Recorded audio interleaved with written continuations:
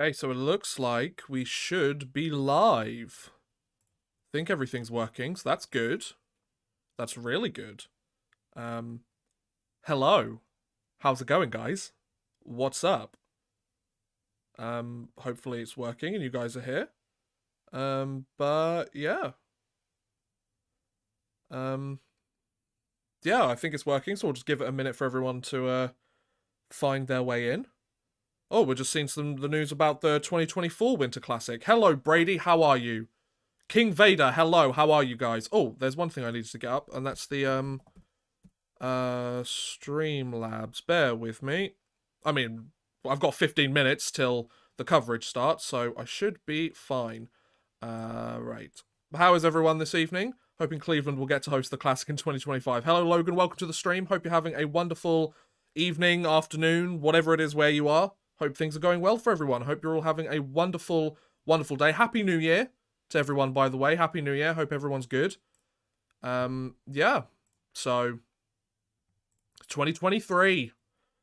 Doesn't really feel like the New Year started to me personally. Obviously, we had the New Year's Eve, New Year's Day celebrations and everything, but I don't know. Doesn't really feel like it to me. Maybe that's just me. I don't know. Right, let's get the alert box up, shall we? Let's launch that. Yes. Okay. I think everything's good. Hiya, Mike. How's it going, man? Who do you think will win this game? I think... Ooh, that's a good question. I kind of want Boston to win this game. Being a Rangers fan, and obviously Pittsburgh being in the Metropolitan Division. To be honest, at the end of... to be honest, I just want this to be a good game. I don't want it to be a boring hockey game. If it's a boring hockey game, it's going to suck. But if it's a good game, I'm not that bothered about... Because I have no stake in this, right? I'm a New York Rangers fan. I'll admit I'm a little bit strangely dressed for this one today. Because I'm wearing a Habs Winter Classic jersey. It's the only Winter Classic jersey I have, okay? So I managed to get it really cheap from a store in the UK. So I don't really care who wins this game, who loses this game. I am a neutral party, and I feel like that makes these games so much more fun. You know? Yeah. How's it going? Who else we got here? Illogical Canadian. Hello, how are you? Welcome to the stream, bud. I'm doing well, thank you. Hope everyone's having a good time. Keep it blitzo. Can't wait for this game to start. Boston all the way. I respect that, man. I think Boston, I mean, you can just look at how well they've played to start this season, and they are doing very, very, very well for themselves. So I noticed that there's a new feature on here called a Q&A. So, let me see if I can work this out. Pre-game questions? Boom. I'm starting a Q&A. I've never done this before. So, see viewer questions and choose which ones to answer. Oh, that's kind of cool. And then I can switch between the live chat and the Q&A. Interesting. Okay. Select a question. Hover over your mouse over any question, then click the thing to pin the question for everyone to see. That's interesting. You can tell it's been a while since I've done a stream. Because yeah, this wasn't around when I did my last stream. I last streamed when I was back in Montreal, didn't I? So for context for everyone, I'm back in England now at the moment. It's currently 6:48 p.m. here in the UK. And yeah, I came back for the holidays, and I'm going to be back here for a little while, but I am planning to return to Montreal at some point. Hopefully within the near future, but it may take a little while. So we'll see what happens, shall we? Right, I was going to see if the stream for the game has started yet. I don't believe it has. Nope, that's fine. I'm not surprised, because obviously I'm at least 10 minutes early, but I thought I'd get in early just to see what's going on. Oh, here's a good one. So, select question from Brady the Great. What was the first NHL outdoor game you watched? I believe... Ooh, which was the first one? I think it was the 2012 Winter Classic with New York. I think it was that one. I'm not entirely sure, but I think it was that one. Because 2011... Who was the 2011 Winter Classic? Let me look this up. 2011 Winter Classic was Pittsburgh versus Washington. I don't recall watching that one, but I definitely watched the Rangers versus the Flyers, because obviously there was the Yager salute by Mike Rupp. He scored 2 goals in that game, didn't he? And then there was a shootout attempt late in the game. Yager got got Yager got penalized or something. There was a penalty shot. No, Yager left the game early, if I remember, because he was part of the Philadelphia Flyers at the time, which is an absolute blast from the past, for one of the billion teams that he played for in the NHL. And yeah, and then Henrik Lundqvist stopped the penalty shot because it was 3-2 at the time, and the Rangers won 3-2 because they managed to hold on. They won that game, and then they went all the way to the conference finals. Or was it they made it to the second round? Because 2014 they made it through to the finals, and 2015 they made it through to the conference finals. Something like that. I don't know. That's a good question though. The first, yeah. So this must be my 12th, 11th Winter Classic. No, 11th. Yeah, because 2023. Did I watch last year's Winter Classic? I'm not sure. I was at the 2014 Winter Classic. No way. That's so cool. Amongst 100,000 fans. That's so cool for the NHL, though. Hey, Martin, how's it going, man? Just popping in from work to say hi. Hello, how are you? New Jersey versus New York was... Yes, Logan, absolutely. That's what I thought. I remember that series now, because it was Adam Henrique who won it in Game 6 in overtime, wasn't it? And he clinched the series. They went through to play the Kings, then got destroyed, so... I'm not a fan of either the team, but a family member got tickets and I really had an enjoyable time. I mean, 100,000 fans in attendance, that sounds like a sick game to go and watch. I've never been to a game with that kind of size of environment. That sounds incredible. Bexy, hello, welcome to the stream. Hope you're having a wonderful day. Hey there, good evening and Happy New Year. Happy New Year to you too. Let's have some fun with this game. Really excited for some good fun. Agreed. I don't have a stake in this. I'm excited to see what happens. If any of you have a question for me, I've put up a Q&A. I might not need it because the chat's going quick enough for me to be able to respond to it, but yeah, it's pretty good. 2013, there was no Winter Classic because of the lockout. That is correct, Logan. I forgot about that. Nice one. For somebody that claims to like do a lot of NHL history stuff, and hockey's one of those things that I remember more than most things, but also whenever I make videos on stuff, it's in my mind while I make the video goes out. It's like I put it in the recycle bin and delete. I will forget what I've made a video on a week after I've made it, which is kind of bad. It's actually really bad, so that's fun. Which Bruins players are Hall of Fame bound? That's a good question, Blitzo. Yeah, Bergeron, absolutely. Krejci, maybe. There was an argument for... The NHL keeps doing these things that I think are kind of dumb. I'm not going to lie. Where it's, you know, they have a player, they do like does this player belong in the Hall of Fame? Brad Marchand they did recently. He's a productive player. He's going to be a solid NHLer by the time his career is over. Unless he does anything crazy, I'm not sure he's a Hall of Famer. There are far better players that are waiting to get in. And yeah, I don't understand. Can you ask more than one question? I think so. I've never really used the Q&A function before, so give it a try and see if it works. I'm relying on your guys' help. I was at the Heritage Classic in Ottawa. Nice one, Mike. That sounds awesome, man. I've never been to an outdoor hockey game, especially like a professional outdoor hockey game. The last game I went to was the Montreal Forces home opener in franchise history. That was a lot of fun, that game. It was quite a small arena because obviously they're a new team and trying to build an audience, and it's, you know, women's hockey, which is still on the rise. It's nowhere near the levels of the NHL or some of the other hockey leagues at the moment, but that was a fun game. The atmosphere was crazy, and I think they also set a record for the biggest attendance as well.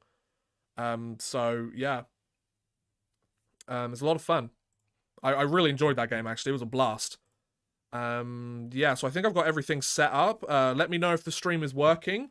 It seems to be working. I'm going to try and keep up to date with all the stats and everything. Well, the shots. I've got the power play and penalty kill going, I'm pretty sure, as well. Those of you who've seen my live streams before, you know how it goes. You know the drill. But I'm just waiting for the stream to start for me.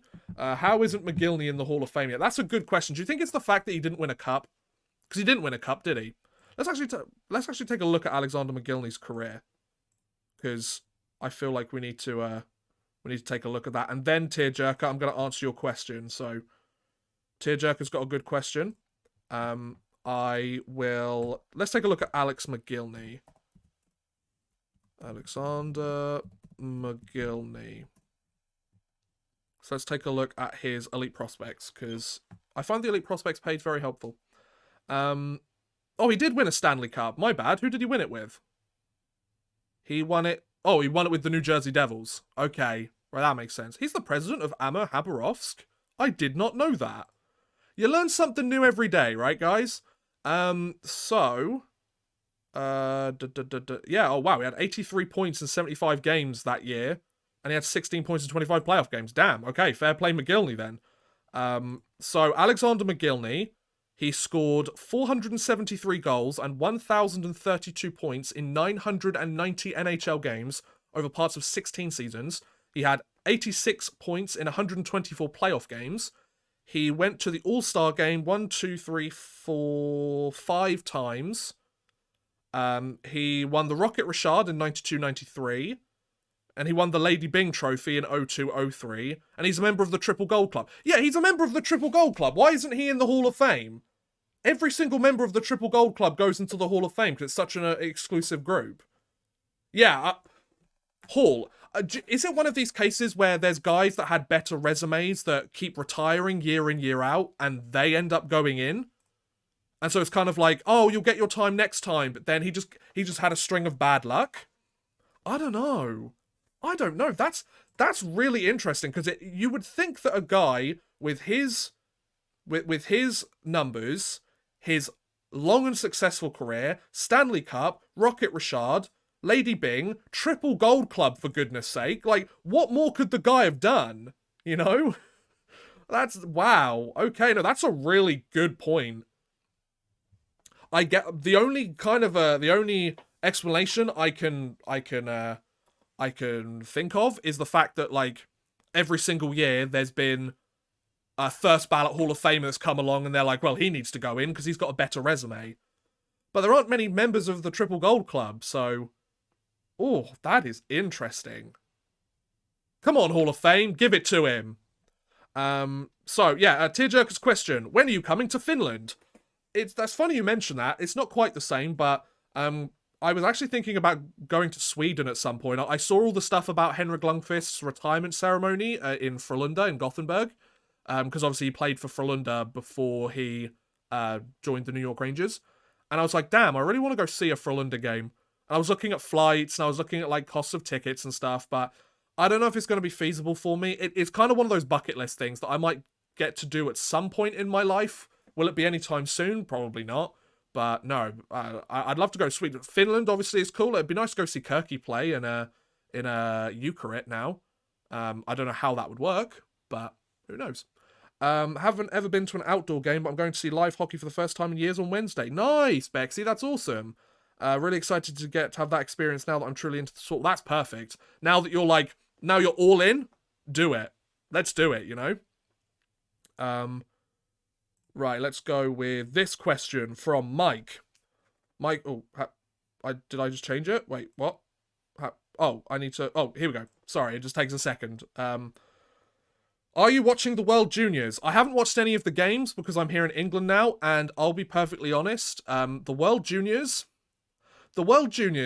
is... Correct me if I'm wrong, guys. Do I have any Americans watching right now? Obviously, the American team, World Junior team, is a pretty solid team. I feel like the World Juniors is hyped up to be the big event of the year around Christmas time, because obviously that's when it takes place. But the second Canada do badly, nobody cares about it anymore. Like, you obviously have the Swedens, the Finlands. I'm sure they cover it in huge detail, like Austria and Latvia, who, you know... They don't get to take part in the World Juniors as often. They're not regular people. They have to, earn promotion, and then they have to avoid relegation. They're playing against Connor Bedard and all of these stud players. Like, those places, I completely get. I completely get them hyping it up. But I feel like Canada, like, all the Canadian media, the second we get to, like, December, World Juniors. And they talk about the World Juniors incessantly. The World Juniors is a great tournament. Connor Bedard is killing it. I've kept up to date with a lot of the scores. I've kept up to date with a lot of the kind of top scorers and everything and all of that stuff. And there's been some upsets. There's been some really cool stuff. I like it. I think that's really interesting. I haven't sat down and watched any of the games because of the time difference, and I'll be perfectly honest, I don't really want to stay up until 1 o'clock or like 4 o'clock in the morning to watch Team Canada play Finland. I don't have a stake in the game. I'm not really that bothered, you know? That's not to say that if you do enjoy the World Juniors, there's something wrong with that. Obviously, if you have a national team at the tournament, by all means, I get it, you know? But I don't know. It's just, I feel like there's so much hype around it because obviously there's all of these recent draft picks and the next crop of like top draft picks that take part in it. And if a player doesn't perform well at the tournament or doesn't perform up to expectations, they're kind of deemed a bit of a bust. And I feel like there's so much recency bias, you know? Like, he had 2 bad games in the World Juniors. He sucks. No, he just had 2 bad games. You know, just like relax. And also, a guy might have 3 fantastic games, have an incredible tournament at the World Juniors, but he never makes it to the NHL. Like, it's not the be-all and end-all, you know? It's just, I don't know, man. Like, the World Juniors in itself is cool. I've been keeping up to date. Connor Bedard is killing it, you know? Like, fair play to the guy. But at the same time, I've just noticed, Beast, thank you so much for the $1.66 super chat, man. That's really kind of you. I appreciate it. I think the fact that they host the World Juniors around Christmas time is the perfect time to do it. They've nailed that down in terms of, like, the time to do it.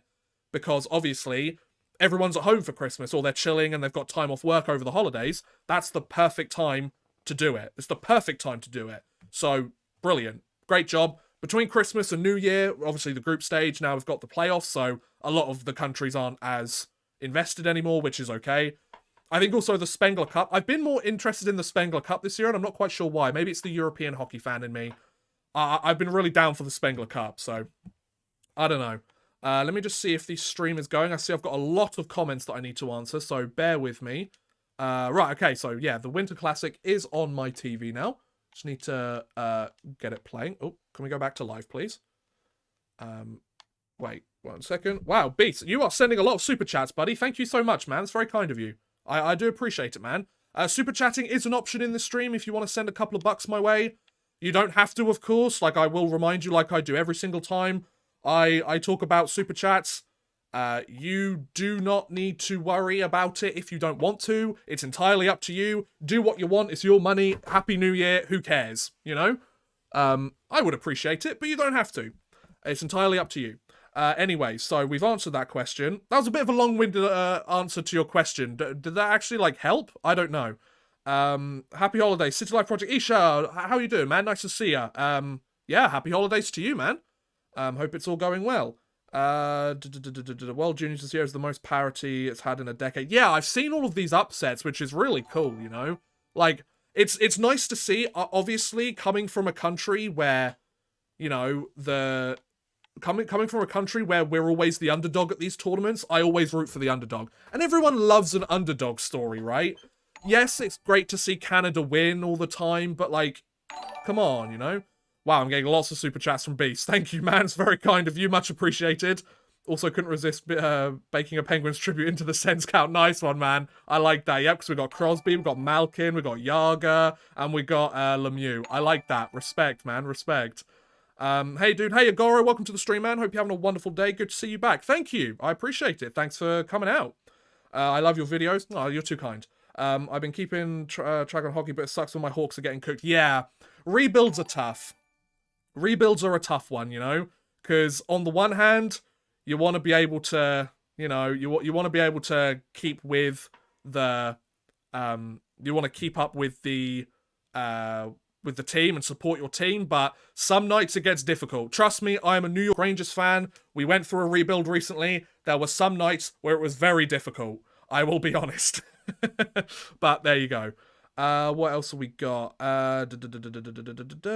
Slightly late to the stream. Oilers, man, no worries, dude. You're here now. That's all that matters. The game hasn't even started yet, so you're not late. The next, it's more important to me than Christmas.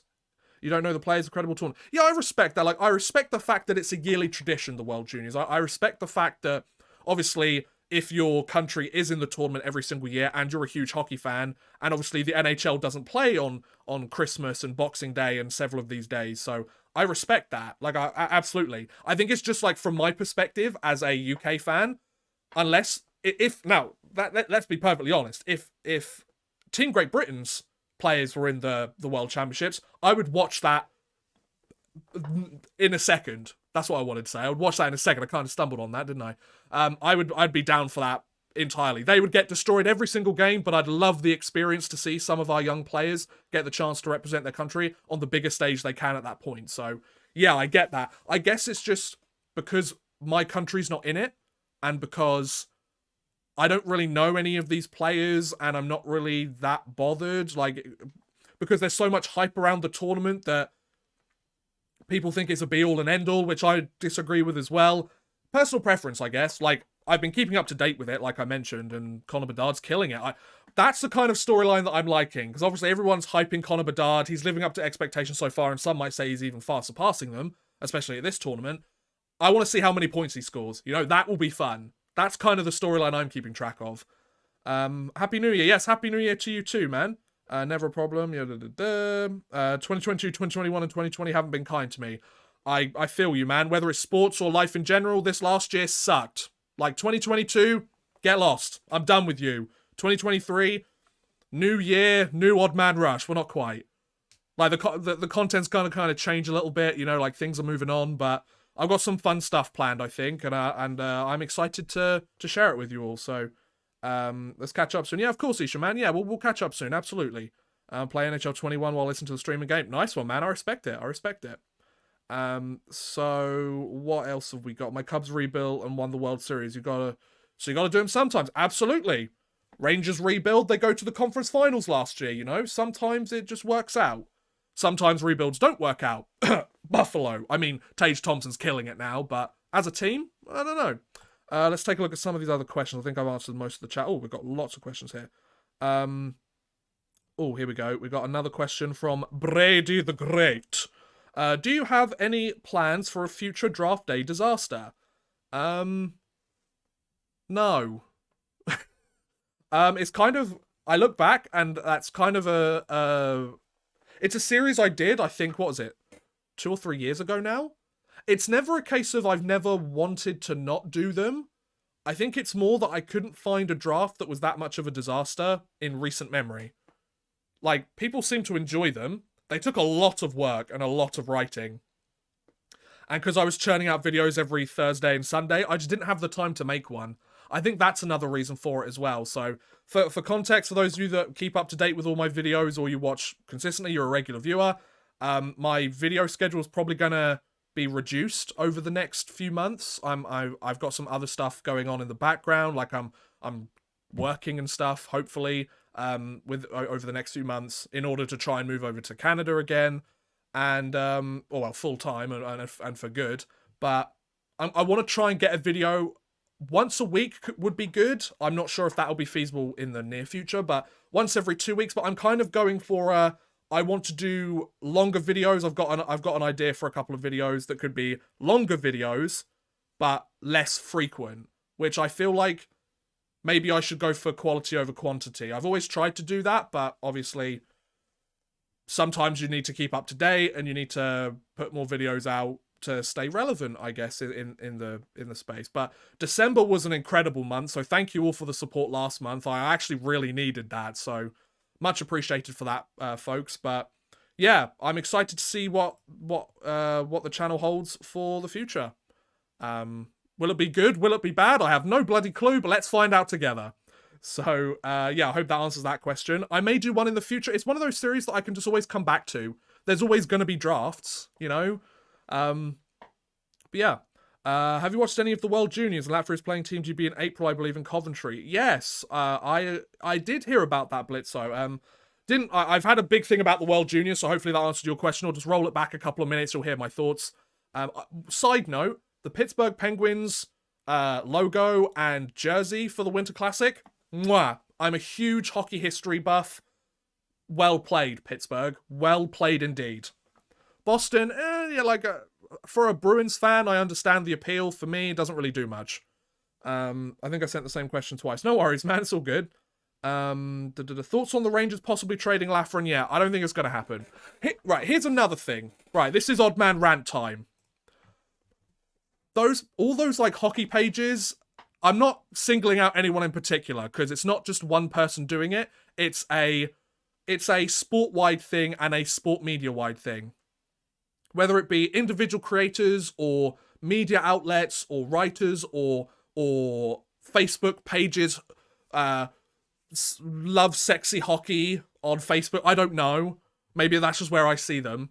Trade rumors infuriate me. I don't want to know about trades unless if an insider is like, oh, we're hearing rumblings that something's happening, or there's been a development with this, it could happen any moment now or within the next couple of days, fine. Because there's some tangible progress being made. I hate all of this like, oh, this team has made a call on this player. We haven't heard anything else though. Then why are you telling me? I know you're doing it for like clicks and you're doing it for engagement, and being a hockey YouTuber, I understand that's important. Like, having that stuff is really important, and getting that engagement and keeping that engagement is vital to the success of your platform or your outlet. But at the same time, like, unless you've actually got something tangible to report, please shut up. Maybe that's just me. Especially around trade deadline. I hate it. Every single year you have the most obscure places possible saying, this person's definitely going to this team because this insider said that it might happen. And then everybody gets up in a frenzy and goes, oh my god, I can't believe they're going to that person, or they're going to that place, or they're doing this. It's like, you don't know that yet because the trade deadline hasn't happened and nothing's been officially announced. So relax. Like, you're getting all wound up about nothing. And I understand the irony here. I'm also getting wound up about the fact that other people are getting wound up about nothing. But I feel like the point still stands, you know? Why do this? Tell us when there's actually something tangible to talk about. Maybe that's just me. Let me know your thoughts. I'd be very curious. Thompson's development means both the Sabres and Blues have achieved strong returns. Absolutely. Like, who would have thought Tage Thompson would have exploded like this? Like, fair play to him and his work in the off seasons over the last couple of years. Like, what a meteoric rise. And the guy, like, when you look at him, you think, yep, he's like 6'7", right? He's a huge dude. He can skate. He can score now. He's got great puck handling. And you go, that guy is a shoo-in to be an all-star every year. And now he's finally reaching that point. You're like, god damn right. Tristan Thompson. Go out. Or Tage Thompson, sorry, not Tristan Thompson. There's a basketball ad being played at the moment. I think that's why I went Tristan Thompson. Tage Thompson. Atta boy. Keep at it. I want to see him keep killing the NHL. It's awesome. Will it continue whatever happened to, or do it less often like you're doing now, or scrap the series entirely? I just kind of do it when I want to do it, really. Because they used to be my most popular videos. They're not now, by a long shot. So I just kind of do them as and when I want to. Or if there's a player that I think that not many people know about, and or they don't know what's happened to him, and I figure I'd do another one. So hopefully that answers the question. It's a good question, though. Because I did one a little while ago. It's not just you, man. Hockey guy won't put the same vitriol into it, but he also doesn't report directly on rumors except in... Exactly. It's just so irritating. Like, the fact that, like, the only reason that a lot of media outlets and creators do that is because those videos get views, they get clicks. So, you know, because they get clicks from fans either being like, oh my god, I would love this to happen, or no, I hate this trade, it's terrible. So you're getting such extreme reactions on both sides, and you're getting these fans that, in all honesty, like, most of these viewers, they're not there to listen to the person talk about it. They're there to listen to the rumor, and once they've heard the rumor, they leave. It's just, oh my god. They put Carter on the wing and only icing 11 forwards. Yeah, so it looks like the Penguins are doing something a bit exciting soon. Oh, hey, Kira. Sorry, I didn't realize you were there. My bad. Sorry. There's been a lot of messages in the chat recently. I'm trying to keep up to date. Do you think Dylan Strome is a good player? I think he's having a great year for himself with Washington. Speaking of Washington, let's have a little chat about the OV goal race. So, it's been very interesting seeing the response, whether it be online or within, like, media broadcasts of the Alexander Ovechkin chasing Gretzky's goal record. If you want my personal opinion on this, I think it's the best thing that could possibly happen to the NHL. what better way to get new fans into the game, whether it be Alexander Ovechkin, whether it be the Washington Capitals or Washington fans or people in the Washington area, whether it be NHL fans in general, than by being... We've now got... The NHL now has this deal with ESPN and TNT and you know, multi-million-dollar deal that's taken place. What better way to advertise the game of hockey to new fans by going, look, there's this guy that could potentially become the all-time leading goal scorer in the history of the NHL, breaking a record that nobody ever thought would be broken, and even then, the record that he's potentially going to break, nobody thought that Gretzky was going to break the previous record. So you have a situation here where you have a potentially once-in-a-generation, maybe even once-in-a-lifetime thing happening here. Like, Gretzky broke the record. He broke the record back when he was with the Kings, like the early to mid-90s, you know? It's been roughly 30 years, 3 decades since the top goal conversation has even been a conversation. And now we're actually having this conversation. And not only are we having the conversation, there's a legitimate possibility that some guy from Russia is going to break the goals record. Now, I know what people are going to say, but Odd Man Rush, Ovechkin and his ties to Russia and Putin. I'll be perfectly honest. You can separate the player from the person, in my opinion. If you disagree, that is fine too. I want to make it clear with a lot of stuff that I say here, you don't have to agree with everything I say. You don't have to disagree with everything that I say. Let's just try and find a comfortable medium. Let's have a good time. It's sports. Nobody's saying that, oh, because Alexander Ovechkin is doing this great thing here, that we can just easily forget about anything else in his life. As sports fans, in my opinion, and in my preference, that stuff isn't relevant to his goal-scoring chase. Is it a part of his character and a part of his personality that can be discussed and can be mentioned? Of course, absolutely. But I'm not talking about Alexander Ovechkin, the person, during the off-season. Let's be honest, most people aren't really that interested in Alexander Ovechkin because he's a human being and he deserves his privacy. And he deserves to do whatever he wants in that regard, as long as it's not hurting anyone. But we're talking about Alexander Ovechkin, the player, and he's on the cusp of doing something absolutely incredible. And what better way to end the old year than by scoring a hat-trick against the Habs? Absolutely brilliant. That might not be the most popular opinion. You're allowed to disagree. I don't know. Like, I feel like there's so little conversation that happens nowadays, or like conversation is shut down immediately when somebody mentions another opinion, when somebody else doesn't like that opinion. You're allowed to not like an opinion. Doesn't mean that you're right and they're wrong, and it doesn't mean that that other person's right and you're wrong. Opinions are like buttholes. Everyone has one, you know? Wow, that went off on a rant. Can you tell that I'm trying to fill the time while the game gets underway? Yeah, so are we getting started anytime soon? I don't think the players have come out yet, so... AT2 Productions. Hello, buddy. Welcome to the stream. Hope you're having a wonderful day. Don't forget that this decades-old record doesn't have the... Yes, that's a good point, man. Yeah, exactly, because PEDs in baseball. Because so much of it has been... You know, so much of it has been tainted, I guess.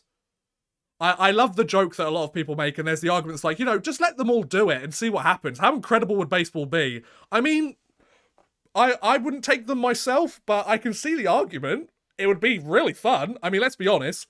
Baseball is one of the... Baseball, you either love it or you hate it, right? You either love it because it's America's pastime, and you've grown up with it, and you love the excitement and the stories behind it, of course. But also, let's be honest, it's really long and it's really boring for most people. Get them all on PEDs? God, homers every single go? Yeah, let's do it. Throwing the ball at like 4,000 miles an hour. I'm really not doing very well here, am I? Can you see why I don't stream very often anymore? I mean, he is a great player, but does support bad people. That's fine. Absolutely. I agree with you. I agree.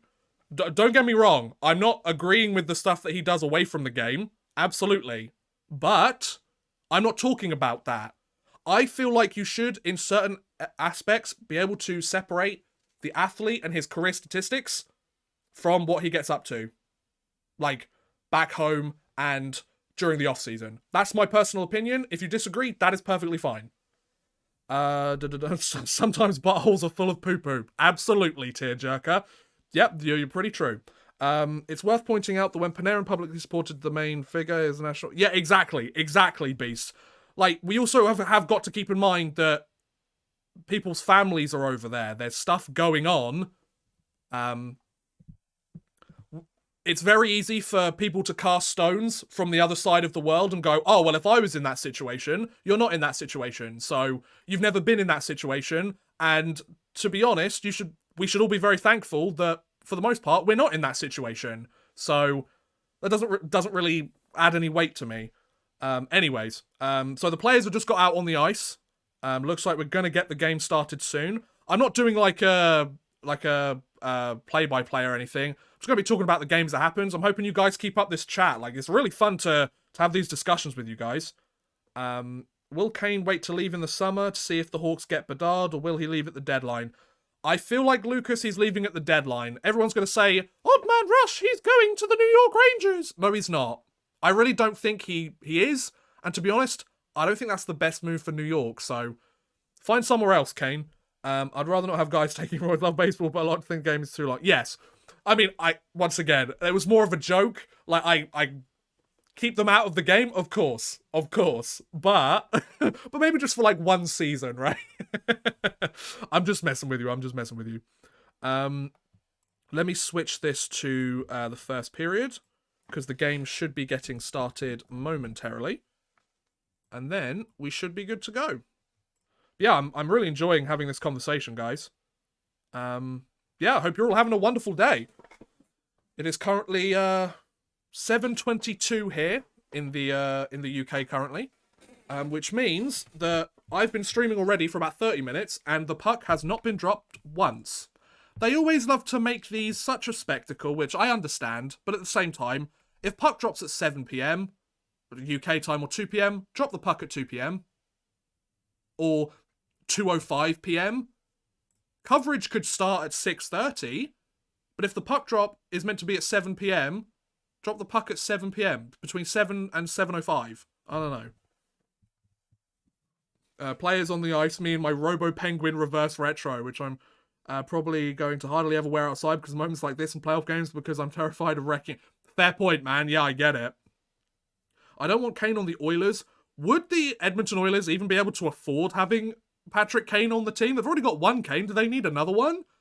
Because of his salary, and I doubt any other GM would try, and everyone knows Ken Holland's decisions aren't the best. Oh, okay, we're going with that angle. Right, I get you.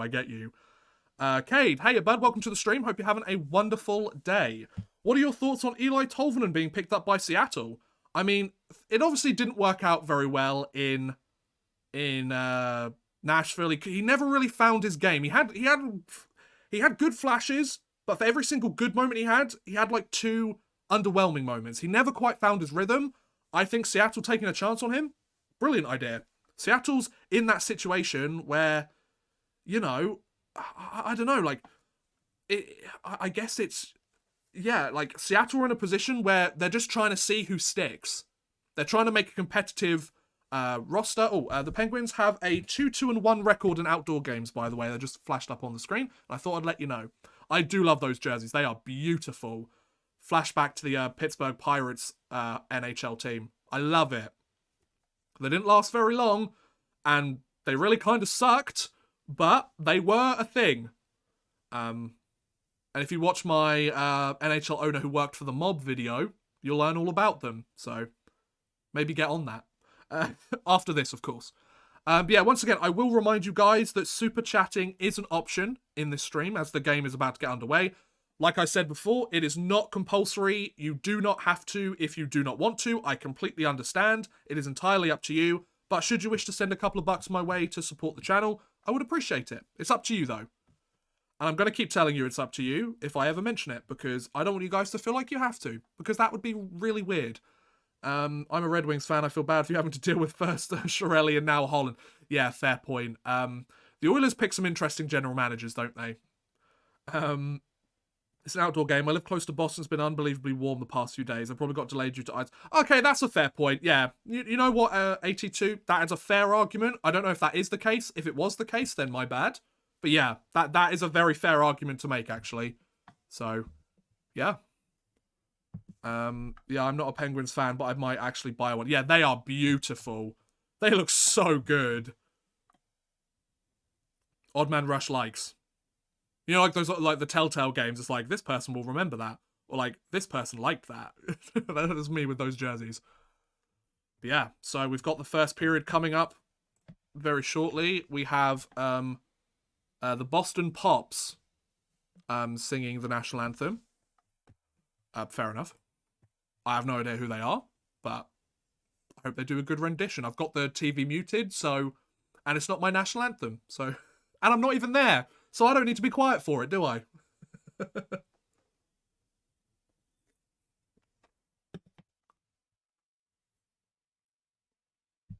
only one who likes the Oilers reverse retros. The Oilers reverse... Yeah, I feel like you might be, Oilers, man. The Rangers reverse retros, I wasn't that impressed with, I'll be honest. Because they were too similar to last year's. Don't get me wrong. It looks good. But, like, it's kind of a bit too samey. There were some nice reverse retros this time around. I feel like overall this year's batch were better than last year's batch, or the year before, or whenever they wore them. I think it was 2 years ago now? No. Yeah, it was 2 years ago, wasn't it? Because it was in the, like, people weren't allowed to attend the games for the most part, right? Boston Pop's iconic. They perform every 4th of July on national television. They just had... Oh, okay, fair enough. See, that's one of those things that I don't live there. I have no idea. I'll take your word for it. Well done, guys. Yeah, good job. If we can get the old good version of Ken Holland, then yes. But he hung around too long and pushed Stevie Y to Tampa. Imagine how the Wings would be if Eisman didn't go to Tampa. Literally, yes.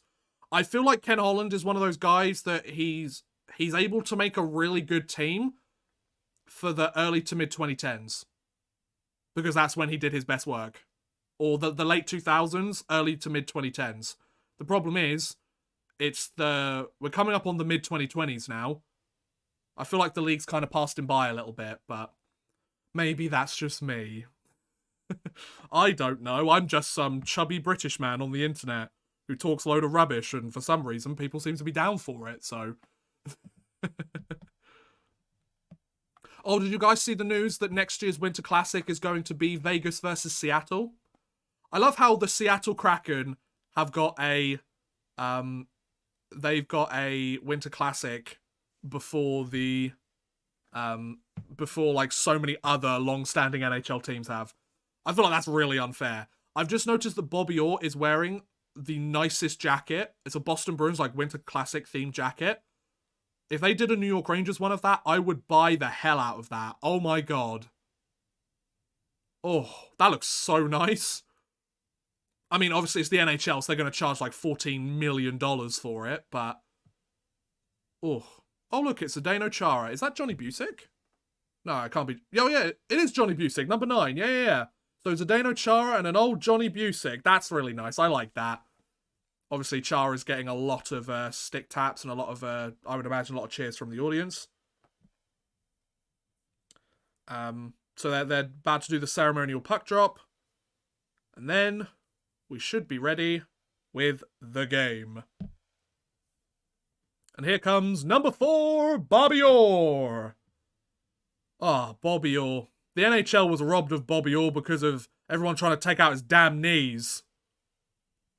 And the fact that he retired as a Chicago Blackhawk, his agent was such a bum. Dan Clear was serviceable, but not for the money he was paid for by Holland. Yeah, that's a good point. I love how we're having a conversation. I love how it's the 2023 Winter Classic between Pittsburgh and Boston, and we're talking about how Ken Holland sucks. That's really funny. Excited for that Seattle-Vegas matchup, but even more pumped for the Battle of Alberta as the Heritage Classic. Yes! Takes place right near my birthday as well, but I'm not sure I'm going to go to Edmonton or to Calgary to go watch it, to be honest. But No, it sounds like a fun game. And also, all the Heritage Classics always take place at like 3 a.m. UK time. It's kind of like, really? I would watch the game if I didn't have to lose all of my sleep to do it. Never forget Alan Eagleson either. He's like some opinions. Yep, exactly. Exactly, Beast. Yep. The Senators reverse retro just looks like their normal jersey. Yeah. The Ottawa Senators did not try. They did not try at all. What is Bobby Orr about to do? He's about to shoot it. Oh, that's cool. They're doing like a first pitch with the puck at the center ice field. Hey! That was cool. Okay, I like that. Fair play. I don't know if they've done that before. If they have, then fair enough. But if they haven't, I like it. That was cool. Number 4, Bobby Orr. My birthday is in 10 days' time. Oh, happy birthday, Oilers, man. Hope you have a good day, man.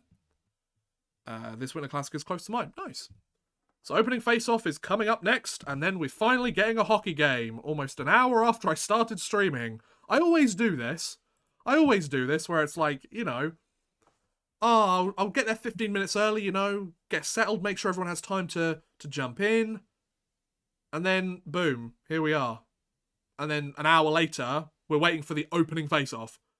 RC Morbin, hey man, how's it going, dude? Love your vids. Thank you, man. That's very kind of you. Hope you're having a wonderful day, whether it be the early afternoon in North America, or whether it's the evening in Europe, or anywhere else that you're watching from. Appreciate it, man. My brother-in-law is probably stoked that they got Varitek. Is that how you say it? Or, I don't know. I don't watch baseball. Up there to catch the puck. I've watched a couple of Blue Jays games, but I don't watch it like a lot. He's a huge Red Sox fan. Oh, nice, man. Although the one for the Panthers is gorgeous. Yeah, the Florida Panthers reverse retro is lovely. The Rangers played them yesterday, and the Rangers played it yesterday. I'm glad the Rangers won, but yeah, those Panthers jerseys are beautiful. The fact my birthday is on a Thursday, I'm the only one that hates Thursdays for some reason. Fair enough. Good on pronunciation. Thank you. I feel like I've spent a lot of time reading out obscure names because they're hockey players' names that I start to figure it out, you know. Do you agree that Crosby is better than McDavid? All round, yes. I think if we're talking about the fastest skater, like who's faster, McDavid. Who's the better scorer, McDavid. Who's the better point producer, McDavid. But that being said, I think all round, I think it's got to be Crosby. For now, anyway. That could change. I think it's important to mention that could change. I don't think McDavid is far off. Let's put it that way. Yeah, puck drop should be taking place relatively soon. Just had to refresh my stream because I decided to have a bit of a moment. But hopefully it should be back and ready to go. You should bring back Buyer's Remorse. I mean, I could do. Those videos didn't really perform very well. See, a lot of the things that dictate whether I keep doing videos in a certain series or a similar style is whether people actually watch them. And you know, if not enough people watch it, then I'm kind of like, okay, well, I need to focus on something that more people want to watch. It's always a balancing act between doing something that you're interested in and that you think people would enjoy, and doing something that people want. So, NHL ranks since November 17th. So, since November 17th, Tristan Jarry is tied for first in wins in the NHL. But Linus Ullmark on the other side with a 21-1 record. Oh my god, a 938 save percentage and a 190 goals against average. Linus Ullmark, you're killing it, dude. Okay, looks like puck drop is about to take place. Who are we saying, guys? Who do we think's going to win? Is my stream still holding up? Yes, it is. You know what's going to happen? The second the puck is dropped, I'm going to start dropping frames. It's always the way it goes. Puck is dropped and away we go, folks. So the puck is dropped. It is in the Pittsburgh Penguins zone. Oh, a Penguins player is taken down almost immediately. I would have been surprised if there was a penalty there. Here he comes, Sid the Kid, who's now in his mid to late 30s. So the ice looks okay so far. Doesn't look like not too many people have fallen over. That's a good start. So the Bruins are 3-1-0 in outdoor games all time. If you could GM any team, which team would you GM? The Arizona Coyotes. I want to see if Oh, that was a good chance by Jake Gensel. That was a lovely pass. Was that Crosby? That looked like a non-play. Looked like they were just going to cycle it in the zone. That was a good chance. Jake Gensel, yes, of course he plays alongside Crosby. Really underrated guy. Really underrated. I want one of those Pittsburgh Penguins and Boston Bruins jackets. Oh my god, they're so beautiful. I want one. I want one so bad. Please. Please. Oh, how much are they? Are they selling them? Because I want one. They look so nice. For some reason, my NHL app is having a bit of a meltdown. So I'll get the stats up on my phone then, I guess. I think the Bruins are going to win a close game. Interesting. I mean, I could see this game going either way, to be honest. So the shots are currently 1-0 in favour of the Penguins. So let's put that up on the screen. So the shots are 1-0 in favour of the Penguins. There we go. But yeah, I hope you guys are enjoying the stream. Hope you guys are sat comfortably and ready to enjoy what should be a pretty solid Winter Classic. Between two teams that have both won multiple games outdoors because they seem to be in that select group of teams that always seem to get to play outdoors. So, yeah. I mean, although Pittsburgh hasn't played outdoors for a while, has it? Because last Winter Classic was Minnesota versus... Oh, God, who was the last one? Not Dallas. Minnesota, because they had the nice jerseys. Versus... Who was it against? I cannot for the life of me remember now. I'm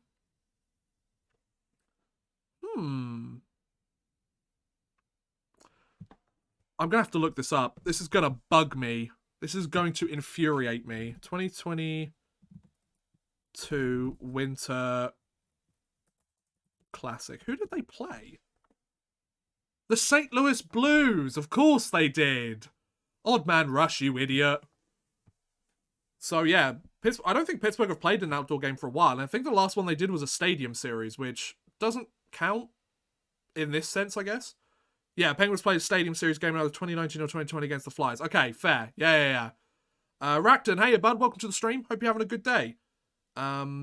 When's too old to learn to play hockey? I want to start, but there's not many teams in the UK. I don't think there's ever I mean, if your body still works and you're healthy, I don't think there's a time that's too late. Join like a beer league or something, or just go to like free skates and stuff. Go to free skates and then just join like a beer league or something. I know obviously the UK, there probably isn't many, you have to live nearby. That was a great poke check. Who was that? On the Penguins. Was that Rust? No, it was Carter. That was a lovely back check there. Lifted the stick, took the puck away, and completely destroyed Boston's chance in the zone. That was beautiful. But Boston looking to come back into the zone. We're about 2.5 minutes into the game so far. Most of the play has been in Pittsburgh's zone, but not many chances generated. Though they are saying that Boston have got their first shot on goal. So I will update the graphic accordingly. I was almost 30 when I started to play, but I also played baseball most of my life before then. Well, there you go then. See? This series may never be able to come to working, but you could go back to a random trade or GM tenure that was horrible and sim a few seasons to see how they would have done without the trade or tenure. I mean, yeah. I'm not sure I would enjoy that, and I'm not sure my viewers would enjoy that, but it's something I can look into for sure.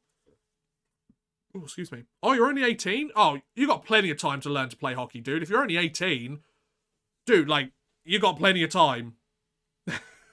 I think you'll be fine. So the Penguins get the puck in the zone. Is that Jeff Carter still on the ice? No, I think that's Rust. Oh, here's a chance. Nope, nothing doing there. Shots are still 1-1. And Linus Ullmark covers up the puck. So we're about 3.5 minutes into the game. Both teams have one shot apiece. And still scoreless. Oh, there was David Pasternak with the fancy shades, alternate captain of the Bruins, of course. Somebody predicted right at the beginning a hat trick for Pasternak in this game. We'll see if that comes to fruition. Used to watch you a couple years ago, but went off hockey, but now I've got back into it again. That's great. Oh, thanks, man. Oh, I appreciate it, dude. It's come full circle, dude. I appreciate that, man. Thanks for coming back. Very kind of you. Hopefully my content is still enjoyable. Here's the shot. Ooh. I think that was deflected wide, so nothing really much doing on that play. Oh, Boston has a 2-on-1 chance here. Oh no, one player had to get onside, so it wasn't really a 2-on-1. I do love these jerseys. I love it when they go like retro, old school with them. And you know, it's like outdoors. There's just something so aesthetically pleasing about that style. I love it. Right. So pass now. Oh, that's a good takeaway. Was that Crosby? I think that was Crosby. No, it wasn't Crosby. I don't know who it was. Oh, for the trailer. Oh, there's a shot. Oh, number 23. Was that McGeilney? I don't know if he plays for the Penguins. I don't really remember much of the rosters. So shots are 2-2. Shots are 2-2 for either side. That was a great scoring chance there for the Penguins. I don't know if Ullmark got a piece of that. Might have whistled it over and hit the glass, but no, that was solid. That was very good. Boston sends the puck into the corner. They're looking to get a forecheck going, but Pittsburgh cleanly leave the zone, but Crosby can't pick up that puck. And the Bruins would come back in, but nice play by the Penguins. Almost 5 minutes gone in this first period. That's gone quick. Well, here's a nice play. Here's a nice play. Boston coming on the rush. Oh, good stick there by the Penguins. Now, the Penguins look to go on the rush. I think it's the Crosby line out at the moment. With the shot. Oh, yeah, it goes all the way around. I pulled out my hockey card collection, took out my Penguins and Bruins rookie cards, but I don't have any Bruins and 3 Penguins. One is Marino, and I believe he's out of... Yeah, he's in New Jersey now, Oilers, man. There's a good play by the Penguins. Pettersson standing up his man. So 14:40 left to play. Here come the Boston Bruins, but they dump it in. So I assume Chris Letang isn't playing in this game, is he? Is he back in the lineup now after his stroke? Maybe I'm a little bit late on that, I don't know. There's a good shot there. Oh, my stream just froze, but looks like the save was made. Okay. Here's a chance here for Pittsburgh. Raquel moves the puck over. But Boston managed to clear it out. Okay, Boston are on the counter-attack. Foligno with the pass. There's a good save by Jarry. Oh, there was a good opportunity there for Boston. Jarry had to make a big save there. I don't know if it actually touched him, but he had to make a big save there. I will say so far, both sides have had decent chances, but if we're talking who are making the most of their zone time, it's definitely Boston so far. Pittsburgh have very much been like, they'll get a decent chance, but it'll be one and done. Whereas Boston, they get one chance, but they keep possession. They're looking good this year, man. Having said that, the Penguins' forecheck gets to work. Taylor Hall loses the puck. And here we go. Oh, here we go. Oh, Penguins have a chance there. Letang had another injury and also... Oh, his dad passed away? Oh, damn. Well, then, yeah. If he's not playing, I completely understand. Jeez, that's rough. He's had a stroke, he has another injury, and his dad passes away around New Year. God, my thoughts are with Chris Letang today. Dude can't catch a break. Oh, poor guy, and that poor family. Jeez. It's not a way to start off the year, is it? Oh, so, Boston had some time in the Penguin zone there, but nothing much going on there. Crosby pinches in a little bit too far. Bexy, thank you so much. Gotta switch channels to watch my German boy smash it out of the Darts World Cup. Oh, nice one. Nice one. I hope you all have a great game and fun stream. Might drop in again later. Well, thank you, Bexy. I appreciate the €5.99 super chat. It's very kind of you. Have a wonderful evening and enjoy the darts then. We'll stick around here and talk hockey, shall we, guys? So shots are now 3-3 for either side so far. They might update it because I think Pittsburgh may have taken another shot. What is the capacity of Fenway Park? Let's have a look. Let's have a look at the Fenway Park capacity. 37,731. I'll be very interested to see how full the stadium is. Because the Fenway Park is the Boston Red Sox, right? Yeah. Because do Boston have 2 baseball teams? I don't think they do they? Because the Chicago White Sox, the Boston Red Sox, I think only Boston has 1 team, right? Correct me if I'm wrong. Yeah, I don't know. I don't watch baseball. What's your Stanley Cup prediction? Oh, interesting. I'm hoping the Canes win it. Oh, the Hurricanes. They've been a team that make it to conference final, second round, conference final. Never been able to find the next step, have they? I'd like the Rangers to go all the way this year. That'd be nice. Whether it's actually going to happen or not, I don't know. But we can hope.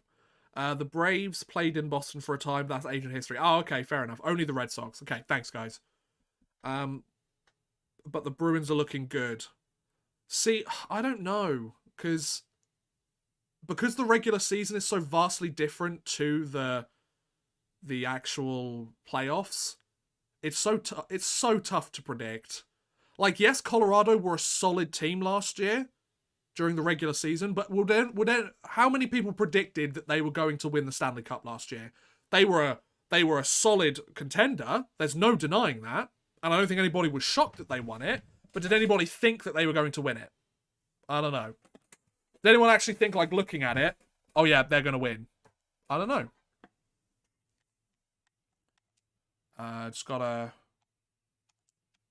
Just refreshing. There we go.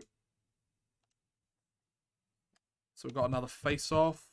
Won by the Penguins in Boston's zone. The shot goes wide, maybe intentionally. I don't know.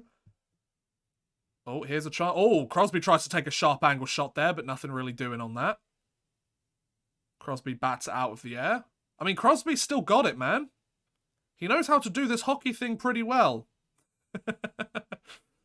Playoffs are tough to predict no matter the sport. Yeah, fair point. Especially when it's a 7-game series. Literally anything can happen. Crosby keeps the puck in.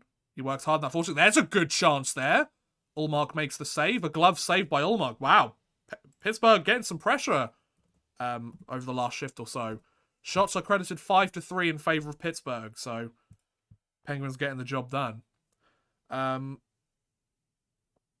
Colorado finished second in the league. A fair number of people outside their fan base thought they had a serious shot as the title, as long as Kemper didn't revert to early season form on them. Yeah, exactly. Who's in net for each team? My stream died. Hey, you're based. How's it going, man?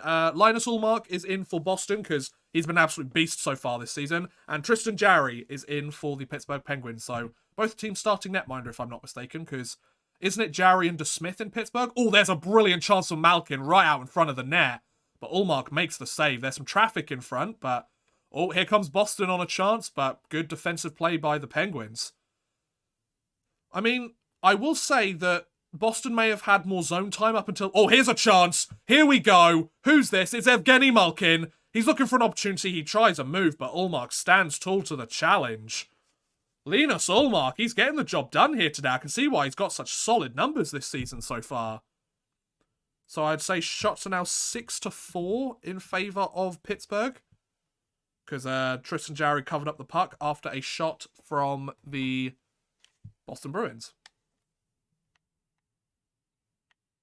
So yeah, not bad. Not bad at all. I'm a Bruins fan. Funny that Ullmark got the start in this game, but the only goalie shirt they sold for the Winter Classic tees was Swayman. Really? That's strange. That's very strange. The fact they didn't sell the other one. Damn. And yeah, Beast, to your point about Colorado finishing second, fair point. Then again, obviously, you've got Tampa that, you know, Tampa obviously trying to go for the three-peat and standing a legitimate chance. I don't know. So it's Jackie Redmond on the call for the most recent bit. Am I the only one that thinks a lot of the like NHL live streams, they always have like a rinkside reporter, and a lot of the time the rinkside reporter gives you the most useless information that is completely unnecessary. And I've noticed that that's typically the only role. Now, just take a second to hear what I'm saying here. They usually give the rinkside reporting job to a female, right? It's like a woman reporter. Why they don't get the gig up in the booth? I'm sure there's plenty of capable people that can do it. Far better than I could, that's for sure. And it's not the fact that they're female that they're giving useless information. I want to make that abundantly clear. It's the fact that they don't really have anything they can say. They're not that close. I'm not talking about the ones that are between the benches. I'm talking about the ones that are just kind of like around the arena. And they're closer to the fans than they are the actual teams. So I don't understand why they go to these people. I'm using Jackie Redmond as the example here. She obviously does NHL Network and stuff, so she's not just a rinkside reporter or anything. So This isn't a knock on her personally. It's just, like, do they really add that much to the overall experience? I don't think so. I'm never like, oh my god, what a great piece of information that I needed to know. There are obviously male ringside reporters, and I feel exactly the same about what they say. Oh, here's a chance here for Crosby. Oh, what a save by Ullmark. Leaves a bit of a rebound, but no Penguins player was close by, luckily enough. So shots are now 8-5 in favour of Pittsburgh.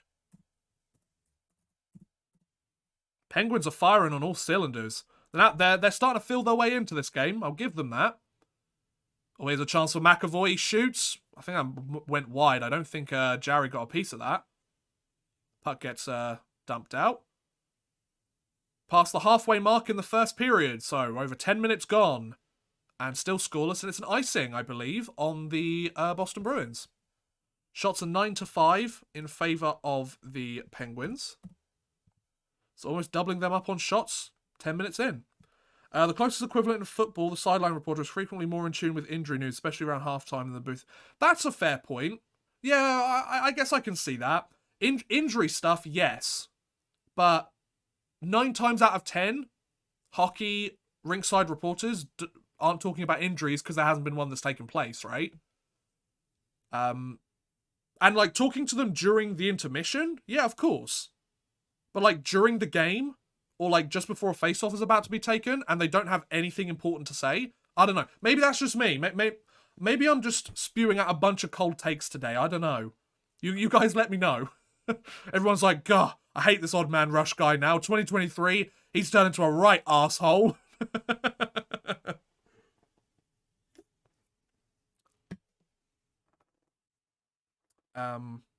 Playing NHL 16 now, and I instantly got Matthews. I'm on the Coyotes, and I get first overall. Nice one. Not too bad. So yeah, there's a commercial break taking place at the moment. If you're watching the game along with me, what do you guys think so far?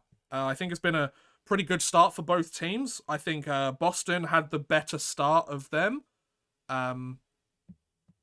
Boston started better, but I think Pittsburgh, the momentum's kind of shifted in their favor now. Like they're doing a good job at the moment. You're not the first person I've heard say that. Oh, fair enough then. Okay, good. Whew. Breathe a sigh of relief. What team do you think will get Bedard in the draft? Who are like the... Yeah, I haven't actually checked the bottom of the NHL standings recently. I've had a lot going on recently. I really haven't checked like a lot of hockey stuff. So the league standings. Currently, there's Chicago, Anaheim, Columbus, San Jose, Arizona are the bottom 5 teams. I mean, I wouldn't be surprised if he went to Chicago. I think it'd be interesting if he went to Chicago. But... could you imagine Bedard and Zegras as a 1-2 punch for the next, like, decade? That could be exciting. So Jim Montgomery is doing an interview while the game is taking place. Interesting. But Pittsburgh have the puck in the zone, so maybe he should be paying a little bit more attention. Ooh! Was that a glove save by Ullmark? Or did that go high and wide? Did he get a piece of that? It's a good chance regardless. I think it'd be really cool if Montreal won it, to be fair. I'd love to see Montreal win two in a row. Then, I don't think they're going to. Oh, everyone would cry rigged if that happened, wouldn't they? Could you imagine Slavkovsky and Bedard on the same line for the next 15 years? That would be fun. So, shots are still 9-5 in favour of the Penguins. We've got about 9 minutes left to go in the first period. Pittsburgh have had the better of the opportunities, not just on the amount of shots. Like, the high danger chances, I would say, have gone to the Penguins also. But Boston, they make a pretty clean break out there. Is the stream still holding up okay? Damn, no dropped frames. Very happy indeed. Crosby has the puck. He's just going to dump that into the Bruins zone. Fair enough. 8:45 left to go in the first period, and the Boston Bruins look to make a rush up the ice. I thought that might have been offside, but then it turns out it was a Penguins player I was looking at that skated in first, so they weren't offside. Shot there, and a nice clean save by Jarry. No rebound there, so shots are going to be 9-6. Not bad at all. Not bad at all. Oh, they're saying it's 9-7? Okay. So shots are 9-7 then. I figured considering they only took one shot, it would have been 9-6, but what do I know? Von Hook, hey bud, how's it going, dude? Welcome to the stream. Hope you're having a wonderful afternoon or evening, wherever you're watching from. It's currently 7:54 p.m. here in the UK, so having a good time with it. Okay, Penguins tried to dump the puck in, but it looks like it was blocked by the Bruins. They regained possession near their blue line. They've just randomly got a goalie cam on Tristan Jarry. That's interesting. They just had that up on the screen. Okay. Favorite Winter Classic. Are you asking what my favorite Winter Classic was? My favorite Winter Classic would be 2012. Although I really did enjoy the Toronto-Detroit one. That one was a lot of fun. Pavel Datsyuk, mwah, what a beautiful human being. What a beautiful hockey player. Would you do this trade, Denis Gurianov for Sammy Blais? Well, in NHL 16? I don't know. That's interesting. Nowadays? Maybe. I mean, Sammy Blais obviously hasn't worked out the way that the Rangers would have hoped so far. But he is coming off a pretty serious surgery, and it usually takes a year to get over a surgery like that. So, I don't know. Oh, there's a shot attempt there from the Bruins, but I think that may have whistled wide. Oh, here's a chance. That was a great takeaway. Who is this? And the shot, and it goes wide. That was a great chance for Gensel. Jake Gensel. He's such an underrated player, man. That was a shot from the point and the save by Ullmark. Jake Gensel. He's the kind of guy that I'd like on my team. You know? He is such an underrated player. So you say something's wrong with Tristan Jarry. He looks like he might be, maybe he took a shot in a kind of uncomfortable way. Did that go off his mask? Or maybe he's a little bit shaken up because the shot went off his mask. Yeah, what's up with him? Yeah, he's a little slow. Yeah, he looks a little bit shaken up. Oh, damn, I hope he's okay. It's not a good way to start the game, is it? They think it might be one of his legs. Shots are 10-7. Favor of Pittsburgh. So the Penguins starting off strong. Although Tristan Jarry might be a little bit injured, so that's not good. Would you do this trade nowadays, Zibanejad for Gensel? No, not a chance. Like, I like Gensel, but Zibanejad's better in my opinion. Is it bad to support multiple teams in the NHL? Because if it was football, I'd say no, but my main team in hockey are the Canes, but I also like the Canadiens and the Ducks. See, my argument is they're not in the same division, so who cares? He's looking at the bench too. It sounds like there's a chance DeSmith might be needed after all. Oh, okay. Ooh. He's obviously trying to see how long... He's obviously trying to see if he can play through it, but... I don't think he's entirely sure. I feel like if he lets in a soft one, they're going to bring in DeSmith. That hat is cute. I like that Pittsburgh hat. DeSmith's wearing an adorable hat. We only talk about the important things about the hockey game here on the Odd Man Rush YouTube channel, you know? So a face-off at center ice, and the Penguins win it. Oh, and a shot goes straight at Ullmark. He makes the save. Was a very low danger chance, but there you go. So shots should be 11-7 then. Yep, 11-7 in favour of the Penguinos. The Pittsburghio Penguinos. Or the Pittsburgh Penguins, as they might be known as. Yeah, they keep cutting back to DeSmith. I do like these camera angles that TNT have got figured out, though. Where, like, you know, they've obviously got, like, some solid lenses that are paying perfect attention to the face-off and blurring out everything else. That's so gorgeous. The autofocus on them, mwah, love it. So Boston tries to make a play. Is that going to be a penalty? Is that a penalty? Because play was stopped. Or was that offside? Was that a penalty? No? No, I think it was offside. Okay. Fair enough. Got about 6 minutes and 49 seconds until the end of the first period. Yeah, it was offside. Okay, fair enough. Penguins look to make a play. Oh, there's a good shot. Oh, I think Jarry's just been hit in the face again. Is that the second time this period he's been hit in the face with a puck? Because if he wasn't already shaken up after the first one, the second one's going to bloody do him in. Penguins look to establish a forecheck, but the Bruins escape it pretty well. It's the puck over. Boston looks to move into the zone. Nothing quite doing for them so far. They're trying to cycle it, but Pittsburgh, they're doing a good job defensively so far. I'll give them that. Yeah, I mean, Pittsburgh, they're pressuring. They're doing a good job of pressuring the Bruins players. The Bruins aren't really establishing very much in the Penguins zone anymore. They did for the first couple minutes of the game, but after that, it's been pretty much all Pittsburgh so far. Okay, Tristan Jarry's going to the bench. I assume it's a TV timeout. DeSmith is up. Shots are 11-8. Oh no, he didn't get hit in the face that time, but he was definitely like winded by that puck as well. It's a great face-off win by Sidney Crosby. Puck is out. Oh, there's a couple of blocks there from the Bruins. Nice job. Marchand is the only reason I don't like the Bruins, but I'm a bit hypocritical because I like Kachuk. Don't know how to spell it. Yeah, Marchand's one of those guys that if he's on your team, you love him. If he's not, you despise him. You know? That's just the kind of player he is. You love him if he's yours, you hate him if he's theirs. Marchand with a nice play there. Oh, who's this? Jake DeBrusk tries to make a play. That's a nice old school hip check there.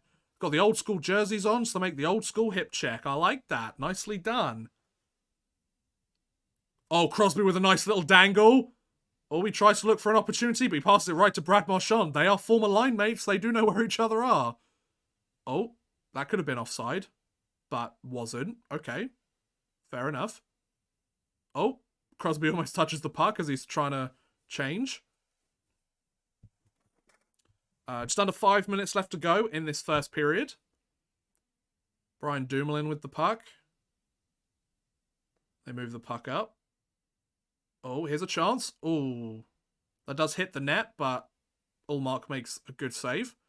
Penguins looking to establish some time in the zone. That's a good takeaway by the Boston Bruins. Oh, and here's an outlet chance. Pasternak has it, but it's been whistled for an offside. Again. So shots, I imagine, are now 12-8, perhaps? Okay, I can't see now because we're going to a TV timeout. Tristan Jarry's not feeling too good, so he's probably quite thankful for the TV timeout. But we'll see. So, let's have a look. Shots are 12-8, yes. According to the NHL app. So, I feel like that's a good way to do it. So, yeah, 12-8. Nicely done. Jarry is hurt. Yeah, he looks pretty hurt. I'm not gonna lie.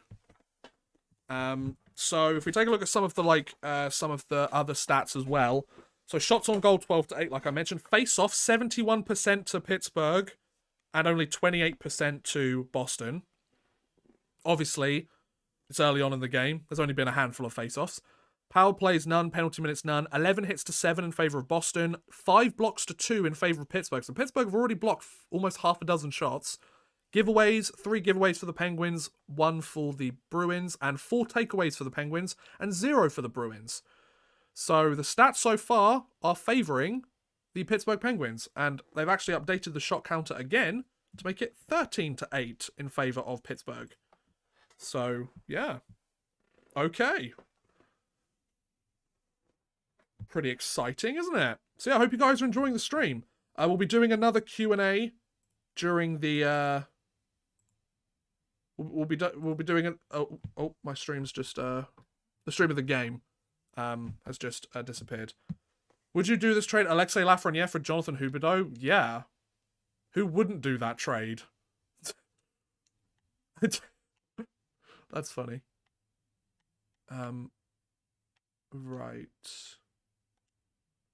So yeah, it looks like Tristan Jarry's off and DeSmith has come on. Yep, Casey DeSmith is in net now. Damn, that's pretty big. They've had stat lines like that in other games, though, and they're still on a skid coming in. Fair point, fair point. It's another good face-off win by Evgeny Malkin, though. He's another solid player, isn't he? And the Penguins get the puck deep. Didn't look like it was going to happen, but Evgeny Malkin knows what he's doing, folks. Malkin and Raquel. Raquel tries to make the play, but can't quite do it. The Penguins, they're keeping the puck in the zone. Just about squeaks out that time, though, but I'll give the Penguins credit, man. They're doing a good job, but then they get to the blue line, and the Penguins are smothering them at the moment. Like, I'll give the Penguins credit here. They are playing a strong game, but that's an icing. Is that an icing? Yeah, it's an icing. Okay. What about Adam Fox and Matthew Tkachuk? Nope. I'd have Adam Fox any day. Dude's won the Norris and gone to the conference finals. What has Tkachuk done?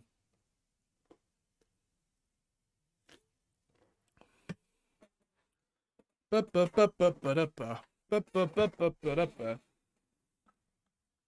if the Panthers would offer Huberdeau the extension he wanted if they knew what would happen this year. Although I also wonder if the problem isn't just short shelf life for their stuff. Maybe.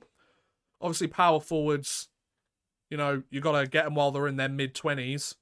Because once they hit their early 30s, they're going to start slowing down. But, like, they're really good during their 20s, you know? They're very much, like, really good for a decade. And they regress a lot quicker than other styles. Well, I guess it depends on how well... I guess it depends on their injury trouble. Like, if they don't have many injuries, maybe... If they don't have many injuries, obviously they can last a little bit longer. And obviously if at the same time they... What's it called? I know what I'm talking about. If, you know, they train really hard in the off-season, they're all about, like, preservation as well. I don't know, because a lot of the athletes say, like, you know, during the 20s, it's about, like, pushing yourself to the limit and trying to improve your skills as best as you can. But then there comes a point in, like, your late 20s, early 30s where it's about, you know, just keeping your body in the best position it can do to survive an 82-game season. It's all about, like, conditioning at that point, isn't it? So, like, they completely changed their, like, off-season training regimes to fit the type of player and the point that they're at in their careers, which, you know, makes complete sense. So we've got just under 3 minutes left to go. Shots are 13-8 in favour of the Penguins still. But no score. Oh, but looks like there's going to be a Boston power play coming up because Linus Ullmark isn't in the net. So the first shot that Casey DeSmith is going to face is probably going to be on the power play. That bodes well for Pittsburgh, doesn't it? Yep, so the first shot that he's probably going to face is against the Boston Bruins power play. So there we go. Put that on the screen. Oh, no, don't know what I just did there. Move that back. See if I can put this in a good position. Oh, it doesn't quite fit where I need it to, does it? Okay,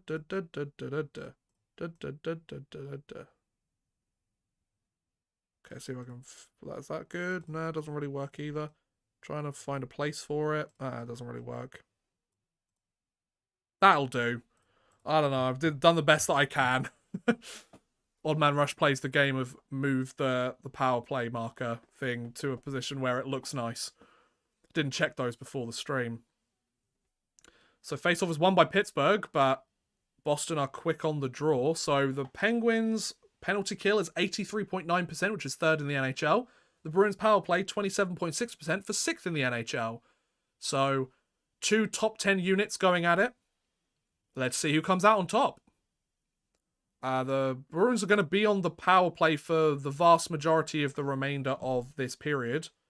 Although that being said, Penguins are doing a good job. They've cleared it down the ice twice already. And they've already killed 30 seconds of it. The Smith hasn't had to face any shots so far yet. Although I feel like that might change in a very short moment. Then Pittsburgh, they're doing a great job of clearing it. They only clear it to the blue line. Parsnak with it. Oh, he's getting bumped around. Unstoppable force versus a movable object. Pretty much. Lindholm with a nice pass to Marchand, but he can't find the puck. That was a great pass to Bergeron, though. To Marchand with the shot. Oh, I'm not sure if that hit the net. Looks like it might have gone high and wide. Lindholm to Marchand with the one-timer attempt. Doesn't quite make it in. And Taylor Hall's banging and crashing in front of the net. But DeSmith says, no thank you. And he gets the job done. So I'm going to assume the shots are now 13-9. Seeing as they took a shot there and the shot was covered. Yeah, hit Marchand's opportunity took a hit stick in front. That was a great play by Marchand, though. I don't know if he knew that Bergeron was there, but damn, that was a good attempt. So 45 seconds left on this power play. Who's number 18 for the Bruins? Oh, Pavel Zacha, that's it. The new guy this year. Oh, the puck's right out in front. Oh, nice keeping by McAvoy. Surprised McAvoy isn't on the first unit. I guess that's why they went and got Lindholm. And signed him to an 8-year contract. I mean, it's essentially pick your poison, right? But the Penguins managed to clear it. Another attempt there. They haven't credited Boston with a shot on goal so far during this power play, so I might have to change that. But Lindholm moves in. Krejci's there. Krejci keeps the puck in. And the Penguins, they're in the right position. They clear it down, so the power play's over. Nice job to Pittsburgh. And, yeah, looks like they didn't get a single shot on that power play either. Oh, no, they've now credited them with 3 shots on that power play. Here's a late chance. Oh, did that go off the post, or did Ullmark get a piece of that? The period's about to wind down to an end. 7 seconds. 6, 5, 4, 3, 2, and 1, and 0. And there we go. So, the first period is over. And we're still scoreless at the 2023 NHL Winter Classic. So, let's get some of these questions, shall we? So, first intermission questions.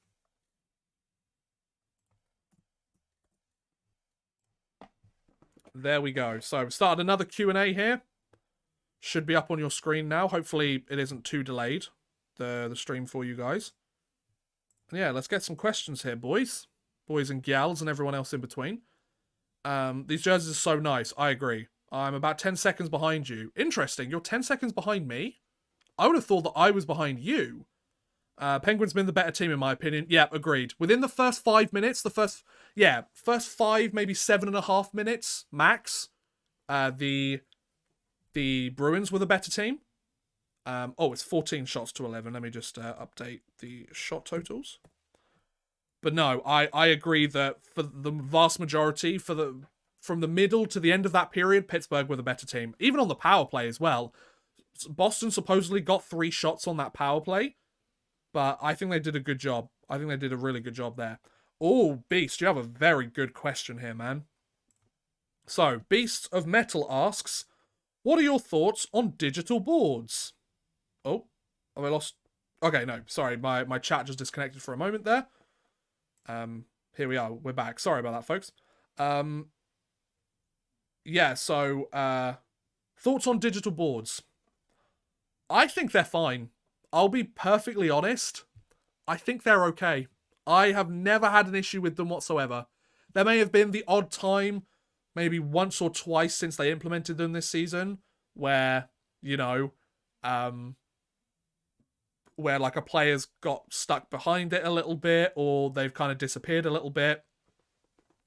I'll be perfectly honest, I haven't seen a problem with them. I've watched pretty much all the Rangers games so far this season, or like at least 90% of them, and I've got to say, most of the time I don't even notice that they're digital boards. Maybe that's just me. Maybe because I'm not paying too much attention. But no, I think they're perfectly fine. I'd be curious to know what you guys have to say about them. Because yeah, I think they're fine. Racton asks, who will win the Calder Cup? Now, I assume you're referring to the Rookie of the Year as opposed to the AHL trophy. Who do I think is going to win the Rookie of the Year trophy? Who is leading in the Rookie of the Year race? Matty Beniers was leading for a while. Is he still going? Okay, Bleacher Report uploaded something recently. Their top guys at the moment, just based on what they've got, is Matty Beniers, Owen Power, or Mason McTavish. I feel like, obviously, Logan Thompson is a guy that people were talking about a while ago. I don't know if... Obviously, he would be a contentious choice because, obviously, he's 25, I think. He's put up incredible numbers as the surprise starting netminder for the Vegas Golden Knights. So, even though he's an older guy and he's been around the league longer, he is still technically a rookie, so he's eligible for the trophy. So, yeah, it might rob an 18-year-old of winning it, but it's the Rookie of the Year trophy, not the youngest player in the league. A rookie doesn't have to be a young player. I like the fact that older rookies are getting a bit of props, because otherwise, they're not really like... Nobody really cares. You forget that Logan Thompson's a rookie in the NHL. Like, via the rules, he is a rookie, you know? But I feel like Matty Beniers is going to win it. I feel like as though... I feel like the final three is going to remain the final three that it is now, which is Thompson, Owen Power, Matty Beniers. Because then you have a player from every single position, which I think is also a nice way to do it. I'm not saying that has to be the way that they do it all the time, but I think that's a good way to figure it out. To have one from each position. Obviously, if a rookie goaltender doesn't play enough games or isn't impressive enough, then yeah, I get it. But I feel like Matty Beniers is going to win it. He's started on an absolute tear for the Seattle Kraken. He's been a big reason why the Kraken have done so well. So that could be good. Yeah. I think that's a pretty good question. And you have another question now, which is, do you think Connor Bedard will be the next big thing? Well, he's trending that way, that's for sure. Like he's doing he's doing a really good job so far. I mean, in the WHL with the Regina Pats, he's killing it. He's been killing it for a while now. With the with Team Canada at the World Juniors, he's setting, tying, breaking records, scoring records. I feel like he's gonna be the next big thing. Will he reach Sidney Crosby, Connor McDavid levels? I think it's unfair to say that he's definitely going to do that, or he has to do that at this moment in time. Remember, he is still 17 years old, so we'll see. All signs are pointing to him being able to do it, but he is still a kid. Let's see what happens, you know?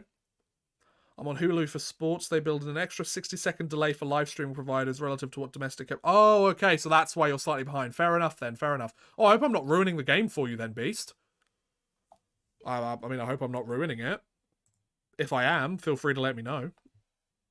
Oh, here's a good question from Oilers, man. Is there a Spengler Cup every year?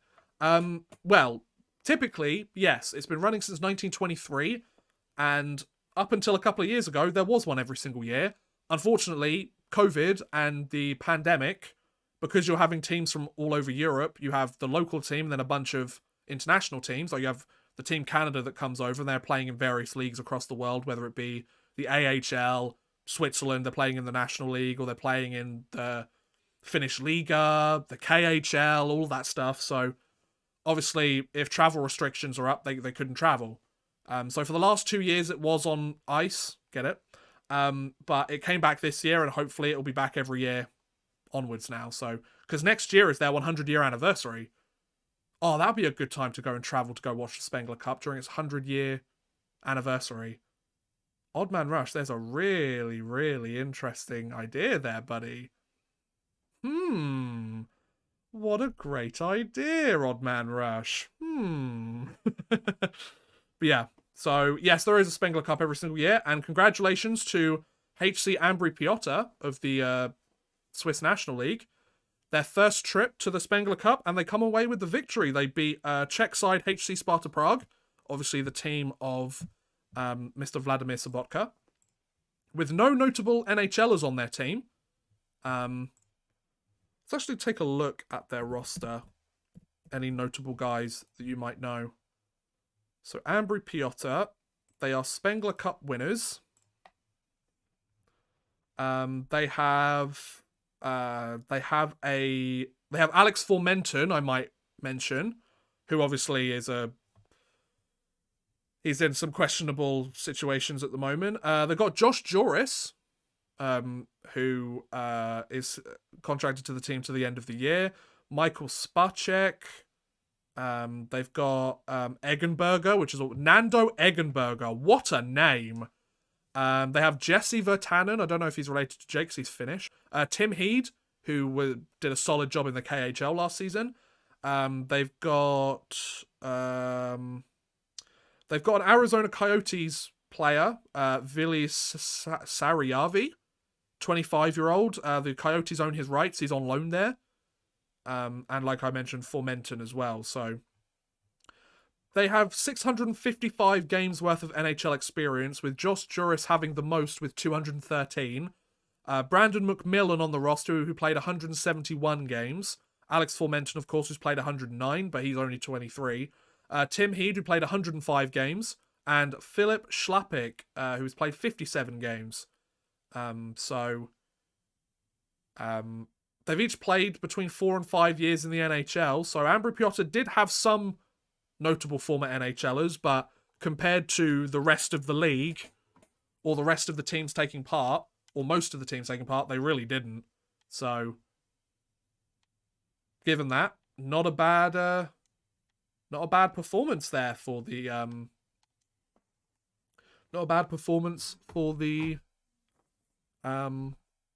for HC Ambry Piotta at all.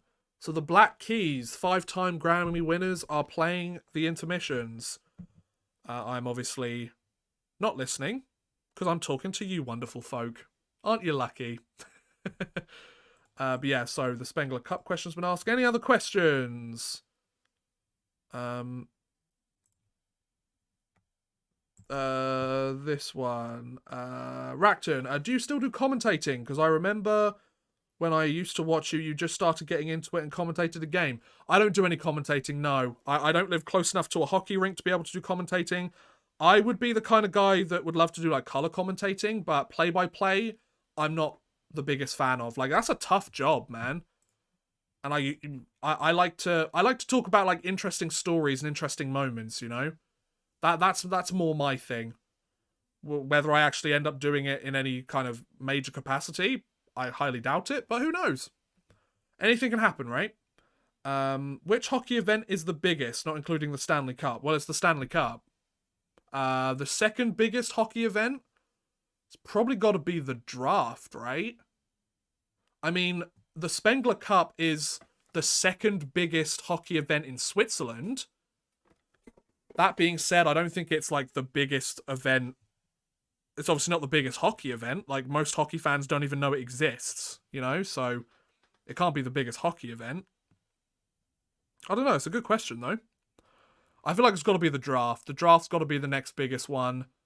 I don't think any other league, their playoffs would come close to the Stanley Cup playoffs. Champions Hockey League definitely doesn't come anywhere close, because they're still growing. Yeah, I feel like it's got to be the... Yeah, I think it's the NHL draft is probably the second biggest, because obviously you're looking at the players of the future. Hey, Ryu, how's it going, man? Happy New Year from Japan. Nice one, dude. What is your New Year's resolution? My New Year's resolution is to move to Canada by the end of the year. I've got a couple of routes in, potentially, and I just need to find which one is the best. That's kind of my biggest one. My other one, to get healthier. I'm starting back on keto over the next couple of days or so. I really want to, get a bit healthier. So, Colin UK, hey bud, welcome to the stream. Hope you're having a wonderful evening. You're in the UK, so I'm going to say evening. Whereabouts am I in the UK? The southeast. That's all I'm going to give you. You're not going to try and dox me, are you? Yeah, if you've got any more questions for the first intermission, feel free to let me know. I feel like the intermission, it's obviously going to be slightly longer than most intermissions, I would think, because they've got live music. But, yeah, not bad at all. It's all good. We're having a good time, aren't we, guys? Sorry, I'm just checking on something quickly on my phone. And then I'll be with you again. You lucky people. Aren't you lucky? Right, I'm back with you now. What else we got in the live chat? Bring me with you. I'd love to live in Canada. Perfect place to learn to play hockey. Absolutely. Absolutely. If you do move to Canada, we will welcome you here. Well, the Canadian government and the visa process hasn't so far, so I'm not entirely sure that's accurate. Perfect place to learn hockey? Yeah, I would imagine it is.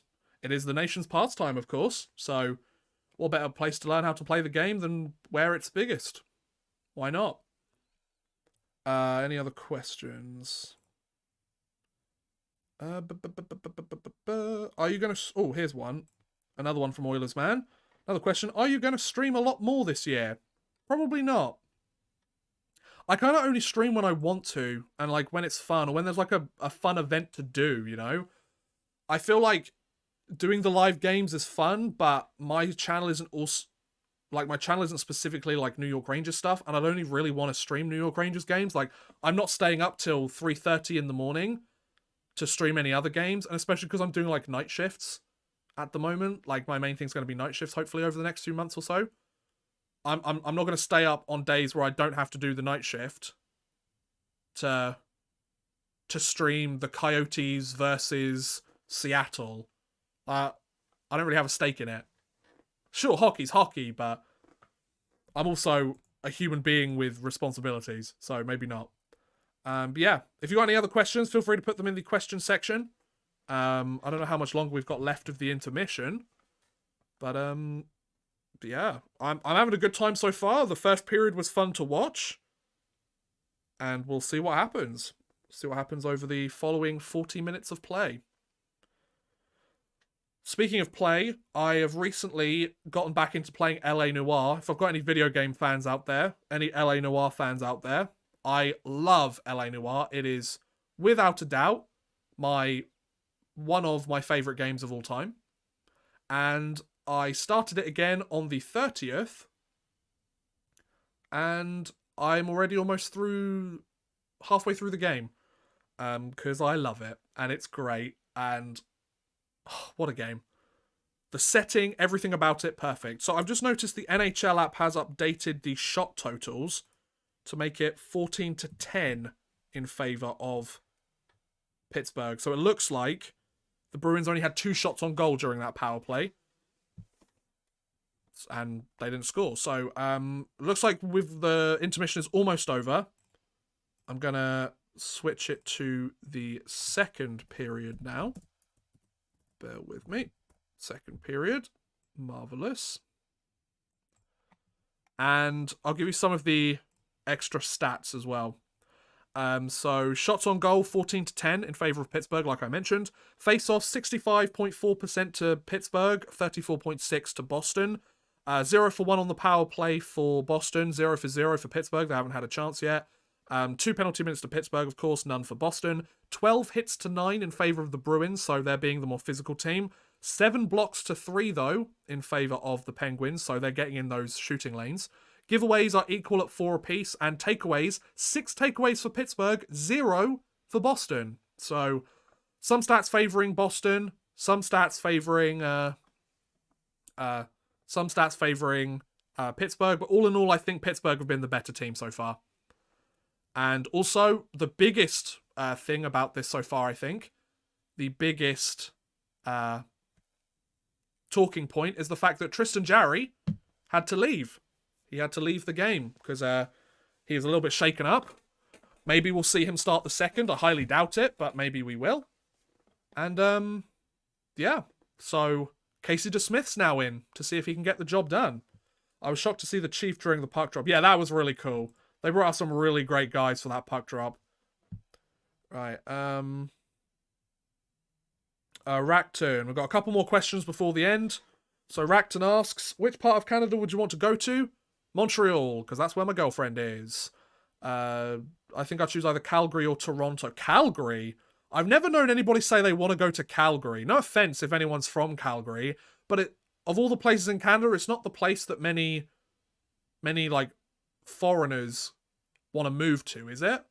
I guess it's like quiet and it seems like quite a chill place, but Obviously, you've got like Vancouver, Montreal, Toronto. I'd say the same thing about Ottawa, to be fair. Like, Ottawa's the kind of place that if you wanted to if you wanted a chill life and you wanted to like settle down with a family, yeah. But if you're like a student, it's not really anything to do there. I digress.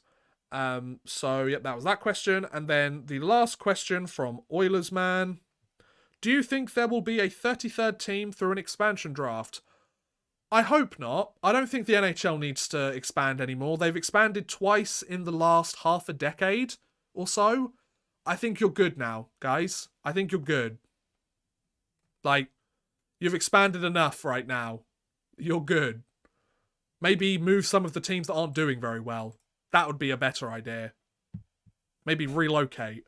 What's your UK-based team you cheer for? I'm a Nottingham Panthers fan first, a Sheffield Steelers fan second, which I know is a crazy combination, but I'll be honest, I haven't really been that down with the EIHL recently. The last couple of years, I've kind of lost interest in it. I keep up to date with it, but I feel like they're so backwards in the way in which they're trying to promote the league and kind of get the league. They're very like... A lot of the things that they do are very like... They may work in like the 80s, but we're in the 2020s now. It's not right. You know?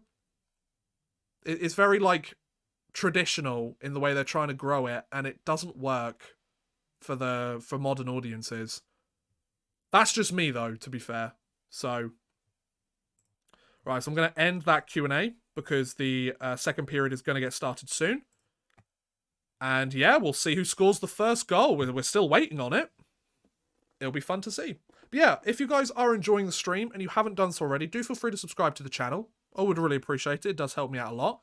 And we finally hit 34,000 subscribers, which, believe me, it took me pretty much the entirety of the year to get past 33. I got stuck on like 30, I think it was 32,300 or 33,200 or something like that.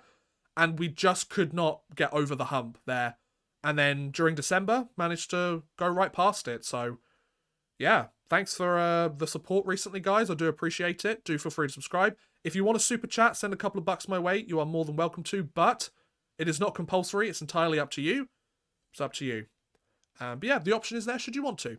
I will thank Bexy, who isn't here anymore, but thank her for her super chat, and Beast for your several Penguins-themed super chats, so thank you. And you can also leave a message or ask a question or something like that, so if you want to do that, feel free. I've talked about it enough. I'll shut up.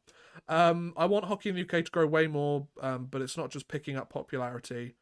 Need more teams for kids to learn. I don't think it's even that, Racked, and I don't think it's even that they need more teams. It's just, me personally, I don't think they're advertising the league properly. That they could do such a better job on social media. They need to find ways to go viral on TikTok and Instagram and YouTube. They need to support the creators, like, and I'm not saying this because I would get a direct benefit, you know? Like just hear me out before I finish this, right?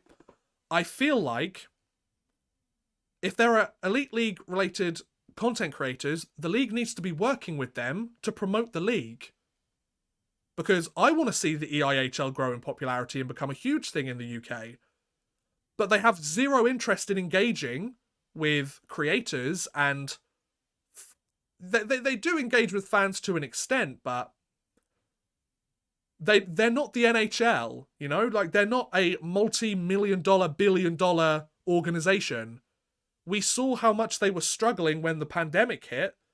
They could barely keep the doors open for a lot of teams, you know? So they really need to engage with the people that want to help grow the league. I think they need outside advice from fans. They need honest advice. They need honest criticism. I feel like they don't receive honest criticism, or they don't accept constructive criticism, or the right or they don't have the right people at the helm in order to grow it as big as it can. Because for me, I feel like it's kind of an old boys club.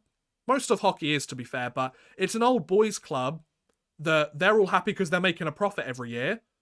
So there you go. Yeah, £15 for a live stream. It's more expensive to buy the season of Elite League hockey, which, let's be perfectly honest, as a UK hockey fan, the Elite League is an absolute afterthought. on the international hockey. For most people, they don't even know it bloody exists. You know?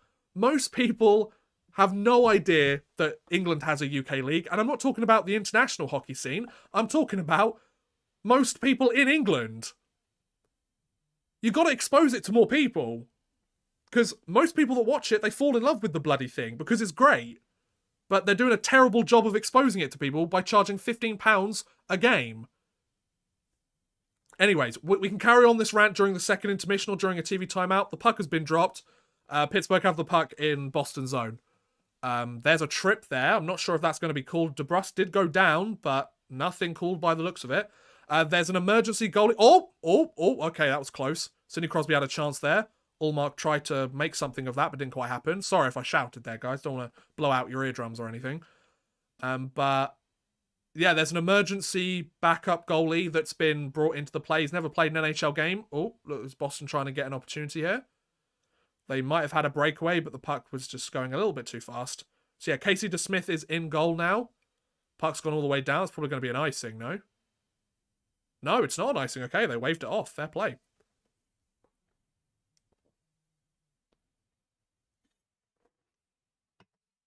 Right. So Pittsburgh have the puck in the Bruins zone, but the Bruins doing a good job of covering their men. I don't know if they do man coverage. I don't really know hockey tactics particularly well, but they're doing a good job of, you know, getting straight onto the player that they're meant to be covering and getting the job done. So good job to them. That's the one thing I'll never claim. I will never claim to be an expert on hockey. I like the sport. I love the sport. I love the stories within the sport. I love the characters, the stories. I will never be an expert on the game. Oh, there's a shot attempt there, but I was blocked in front. Pittsburgh are putting on the pressure. They know that they've obviously got their backup in. They want to keep the puck out of their zone as much as possible and give DeSmith an easy ride into this.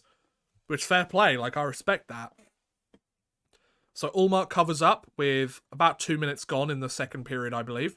We're in the middle stanza of this game, and I mean, there hasn't been a huge amount going on. Oh, that was deflected by a defenseman there for the it was Brandon Carlo of the Boston Bruins. That almost went in the Bruins net, but luckily it just squeaked wide. So Bruins dodged a bit of a bullet on that one. Face-off win by Sidney Crosby. That was a very strange way the face-off was won there. Puck went bouncing like crazy. So Sidney Crosby has 6 3-point games so far this season. We're not even halfway through, are we? We're about halfway through? We about halfway through? No, because 41 games is the midway point, isn't it? So another face-off. And Boston managed to win this one. They managed to get themselves a face-off win. Oh, and they're coming up on the rush. Here's a good idea. Here's a nice move. But then the Penguins' defense get the job done. Where the hell did that puck go? Oh, we got a power play coming up. Oh, the stream that I'm watching has just crashed. Let me just refresh. And we'll see what happens. I think there might be a power play. Is it a Bruins power play? Well, Mike Sullivan isn't very happy. So yeah, it's a Bruins power play. Need a fight to spice things up. Yeah, this isn't the EIHL, I'm afraid. Don't see many fights nowadays here. So Hall was taken down by Pierre-Olivier Joseph, I assume. Yeah, Pierre-Olivier Joseph. Olivia? I don't know. Anyways, power play for the Boston Bruins. Shots are 14-10 still. So we're 2.5 minutes into this middle stanza, and nobody's taken a shot yet. Well, they've taken shots, they just haven't got through. So Teddy Bluger is taking the face-off for the Penguins. 17:36 left to play in this period. Bruins had 3 shots on that first power play, but they are 0 for 1. Oh, and here comes... Is that McBain or McGinn? I'm not sure who that is. Number 63. Is that McGinn? Is that another penalty? Oh, Pasternak's off for a hold. So we've got some 4-on-4 hockey going on here, boys. Fair enough. It's Brock McGinn, okay. Yeah, Pasternak holds the hell out of him there. Yeah, that's a penalty any day of the week. Oh, he clips him in the face. Damn. That could have ended up a lot worse than it did, so... 4-on-4 for 1 minute and 50, so the power play is immediately negated. Oh, and don't worry, guys. The Penguins will have 10 seconds of power play time at the end of it. So lucky them, right? So you got Krejci out there. It looks like it's Krejci and Hall with Carlo and somebody else. Then you got Crosby and I assume Gensel's out there. So, face-off win by David Krejci. And then Carlo's got the puck. Looks like the Bruins are moving out. Here we go. Bruins on the rush. Taylor Hall's got it. He takes the shot. DeSmith makes the save. That's the first shot of the second period. It took almost 3 minutes. Although, it might have gone wide, so we'll have to wait to see if that's actually registered as a shot on goal. Gensel moves the puck up. That's a good play. Oh, just a little bit too far ahead for the Penguins player, but interesting attempt, you know, trying to feed the man that's on his way through. And that's an icing on the Boston Bruins. I mean, the stream still says the shots are 14-10 in favour of the Pittsburgh Penguins, so we are over 3 minutes into this period and nobody's got a shot on goal yet. It's been very stop-start. I need to know if those Boston Bruins jackets are for sale, because they are beautiful. Like the old school logo on that. Mwah. And also the Penguins one is gorgeous as well. I'd take the Penguins one, actually, because it's less, like, hockey-related. Just a P on it, you could get away with saying it's anything, you know? You could say it's a Pittsburgh Pirates thing, I guess, but I don't know, like, that's such a nice jacket. Can somebody look up, like, the NHL shop or, like, the team stores and see if they are for sale and how much they are? I would really appreciate that. I could do it, but, you know, I'm lazy, so. Oh, here's a good play. It's a nice pass. Turnaround shot there from Evgeny Malkin, but nothing doing. Malkin still got the puck, tries to make a pass, but it didn't quite work. Here's a chance. There's a shot there. Might have just gone wide from Raquel, so it's Malkin and Raquel on for the Penguins at the moment. Penguins keep the puck in, but they make the change, so Boston are getting the puck back with 30 seconds left in this 4-on-4 play. DeSmith settles the puck down. Makes a nice pass to his defenseman. And, oh, here we go. Here's a chance here for the Penguins. It's Crosby with Rust. Crosby's got it. He passes that puck over. Oh, that's a great defensive stick there. And one of the Penguins' defensemen manages to activate in the play, get a good chance there. Oh, another player's fallen over. Players are starting to fall over near those benches. But Crosby has the puck. They have a 10-second power play. Let's see how that goes. Oh, there's a delayed penalty on Boston. Looks like Crosby was held. Here's a chance. Oh, good opportunity there. I'm not sure who that was that took that, but looks like the Boston Bruins are going on the penalty kill. So, Pittsburgh get their first proper power play of the game. Fair play to them. They deserve that. I mean, he held on to him for a long time. Yeah, how are you guys enjoying the stream so far? How are you guys enjoying the game? It's getting quite fun now, if you ask me. I'm having to adjust how I'm seated. Coolness 41. Thank you for the sub, buddy. Much appreciated, man. Cheers, dude. So, 15:22 left to go. Almost a quarter of the way through the second period. Still hasn't been a shot on goal yet. And, the Penguins have their first power play of the game. There's a shot. Oh, a wide open net, but a great defensive stick there. Oh, that was close. DeSmith has the puck, makes a good move. The jerseys in this game cost $205. No, I don't mean the jerseys, I mean the jackets. How much do, like, are the jackets being sold? Like, the ones that the coaches are wearing. Because I want one. I need one. I don't need one, but one would be quite nice. I'll see the price tag and be like, yeah, I don't need it, but I think it kind of sucks that a team can go 0 for 1 on the power play if their power play is only 10 seconds long. I think that kind of sucks. I don't think it's fair to say they're 0 for 1 on the power play, because, like, technically they are, but technically they're not, you know? Had a look and I don't see the jackets anywhere on the shot. Well, thank you for looking for me, guys. I do appreciate it. Wow. The Penguins lost on Friday versus the Devils with 0-9 on the power play. Malkin looks like he was tripped up there, but he might have just gone barreling down. But the Penguins have the puck in the zone. Malkin makes that pass through, but can't quite get it to Crosby on the other post. But they keep the puck in. The Penguins doing a good job. Oh, but that's a good defensive stick by the Bruins, but Crosby tries to make a good play. Can't quite keep it in. Penguins wait for one of their players to touch up. 45 seconds left to go in this power play. Bruins have done a good job on the penalty kill. The Penguins haven't really got much going. They haven't really set up in the zone. They've had a couple of opportunities there. They've got a shot on goal. So we've had our first shot on goal of the power play. It took about 6 minutes. But where's my shots thing? Where did it go? Here it went. 15-10. But yeah. The Winter Classic hoodie is $94, but I don't... $94 for a hoodie? Maybe I'm just cheap. I don't know. In this economy... Oh, here's a 2-on-1 for Boston on the shorthanded. On the penalty kill, you know what I mean. Oh, but there's a stoppage of play. What's that for? Offside? Is that a penalty or is that offside? Because the penalty has just ended for the Bruins. So we're calling that... Is that... I assume that's an offside then. Okay, so there's a stoppage of play. The scarf is $64. Disgraceful. Selling a scarf for $64. What is this?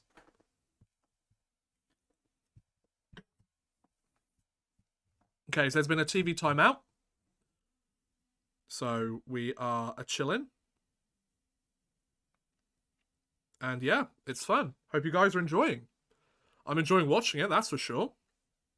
Gotta be honest, there's been a couple of exciting moments, but the play's been very back and forth, so I'm not going to say this is the most entertaining game that's ever taken place, but no, it's not bad. Not bad at all. The scarf is 64. Nothing is below 60. Damn. Fair enough.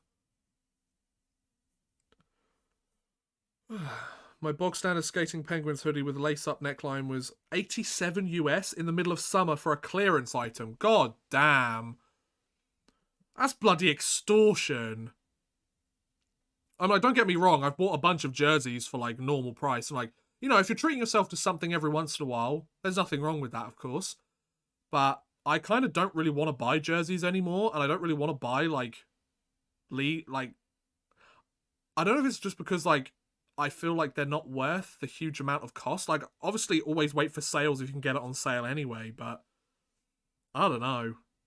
That just seems a little bit much for me. Maybe I'm just a cheapskate, I don't know. I just like to get value for money, I guess. Maybe it's a birthday present or whatever. Oh, they're calling this offside. Oh. That was a close offside. I mean, it looks like they might have made the right call, but goddamn. The Bruins Winter Classic shirt costs $44. I mean, it's not great, but it's okay, I guess. Are we talking Canadian or are we talking US in that sense, Oilers man? I'm assuming it's Canadian, which isn't terrible. Because that's what, like 25, 30 pounds? That's not bad for a t-shirt. Especially like a limited edition one like that. Let's see if I can... Winter Classic jackets. I'd probably say NHL Winter Classic jacket, shouldn't I? NHL Winter jackets. What's this? Oh, they have some on eBay, but obviously I'm not sure how much I trust eBay. Oh, that Dallas Stars one is beautiful, but it's $500. No, thank you. $350. What is this? What is this? Oh, and the game's still going on, by the way. I do like this New York Rangers one that's been reduced. Oh no, I don't like the fact that it's like two things. Yeah, it's the like fleece jacket is what I'm thinking of. I think that's what they are. Fleece jackets. Oh my god, that one's beautiful. They do have a New York Rangers one. The Boston Bruins are trying to score, by the way. Oh, the power play's over. I'm going to look at that during the intermission because I'm going to get distracted if not. So shots are 16-10 in favour of Pittsburgh. Is it that I'm not keeping attention? Or is it just that it's not really that exciting what's going on? I like the play style in the Winter Classic games. It has an older feel to it. That's fair, John. Welcome to the stream, bud, by the way. Hope you're having a wonderful day. That is a fair comment. Absolutely. Oh, okay, so it's Canadian then, Oilers, man. Okay, fair enough. So yeah, like £25 for a t-shirt really isn't that bad. Oh, here's a chance. Nope, it goes too far for play. It's like a varsity jacket. Yeah, exactly. I really want like a solid varsity jacket. There is one. There is a New York Rangers one, but it's $139. Damn. That's expensive. But for my taste, anyway. Hey, if you have the money, you have the money, you know? Or this one's nice. Do they have them on the UK shop, though? Oh, you can get free shipping, though. That's cool. Oh, they only have that one in 3XL. Oh, they only have them in 3XL. Interesting. One of them's 154. Oh, it's a reversible. Oh, it's a reversible fleece jacket, that one. And then this one's a... Anyways, I'm getting distracted. Sorry, guys. 2008 Winter Classic puck for 10 at AJ Sports. That's not bad, especially considering they're like limited edition. Remember, exactly, Colin. Remember postage and packaging as well. Exactly. Same with 2011. Ah, that's pretty cool. Do they have the 2012 Winter Classic there, Oilers, man? So I wouldn't mind a 2012 one. So shots are 16 to 11. We are 11-29. No, not 16 to 11. 16 to 10. Excuse me. The Bruins haven't taken a shot so far this period, and we're almost halfway through. That's not good. That's actually really bad. Some might say. Yeah. We've got 11. We're almost halfway through the game, halfway through the period. So, shots on goal. Penguins have had 2 this period. The Bruins have had 0. And yeah, we're all... Oh, there's a shot. Oh, and the Penguins have scored. Who was that scored that goal? I didn't quite read who that was. It was Kasperi Kapanen. Kapanen, I mean, the Penguins get in on the forecheck. They get the job done, and the puck just goes to Kapanen out in front, and he rifles that past Ullmark. And it looks like, ladies and gentlemen, we have a 1-0 lead for the Pittsburgh Penguins. So the first goal has finally been scored. Just as I say that things are kind of struggling a little bit, or they're slowing down a tad. Boom. Love it. Very nice. Good job indeed. So yeah, there's the first goal of the period then, folks. Not bad at all. Not bad at all. Oh, okay, so the NHL shop has a wool jacket for the New York Rangers for $700. No thank you. I don't think so.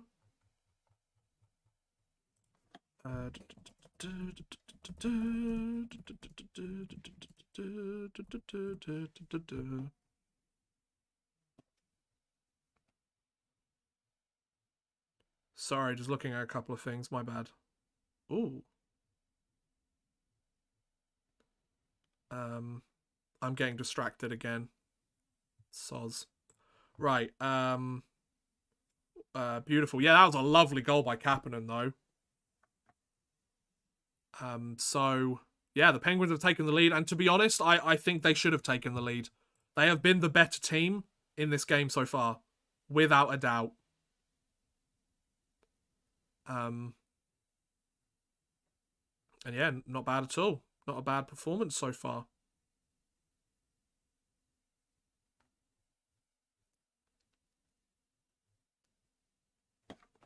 There's another face-off coming up. Not quite sure who's going to take it. Jeff Carter, forward, 2-time Stanley Cup champion. Oh, they're just doing a bit of a deep dive on him, I guess.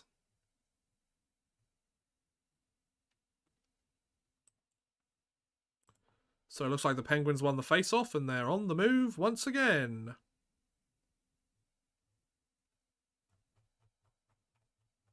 $10:45 left to go in this period. And let's see what happens.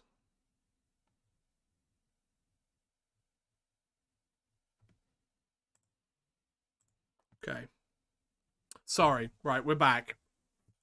So the Bruins obviously are wanting to try and generate something on the counter-attack. That was a nice pass to Krejci. Shot there. Looks like it went wide. So Bruins still looking for their first shot of this period. They might get it here. There's a nice dangle, but can't quite settle down the puck. And the Penguins look to make the counter-attack. Can't quite get it going. Oh, and my stream has crashed again. Marvelous. Not the actual live stream, but my stream of the game itself. Sorry about that, guys. Well, you can't see it, so what does it matter? Okay, there we go.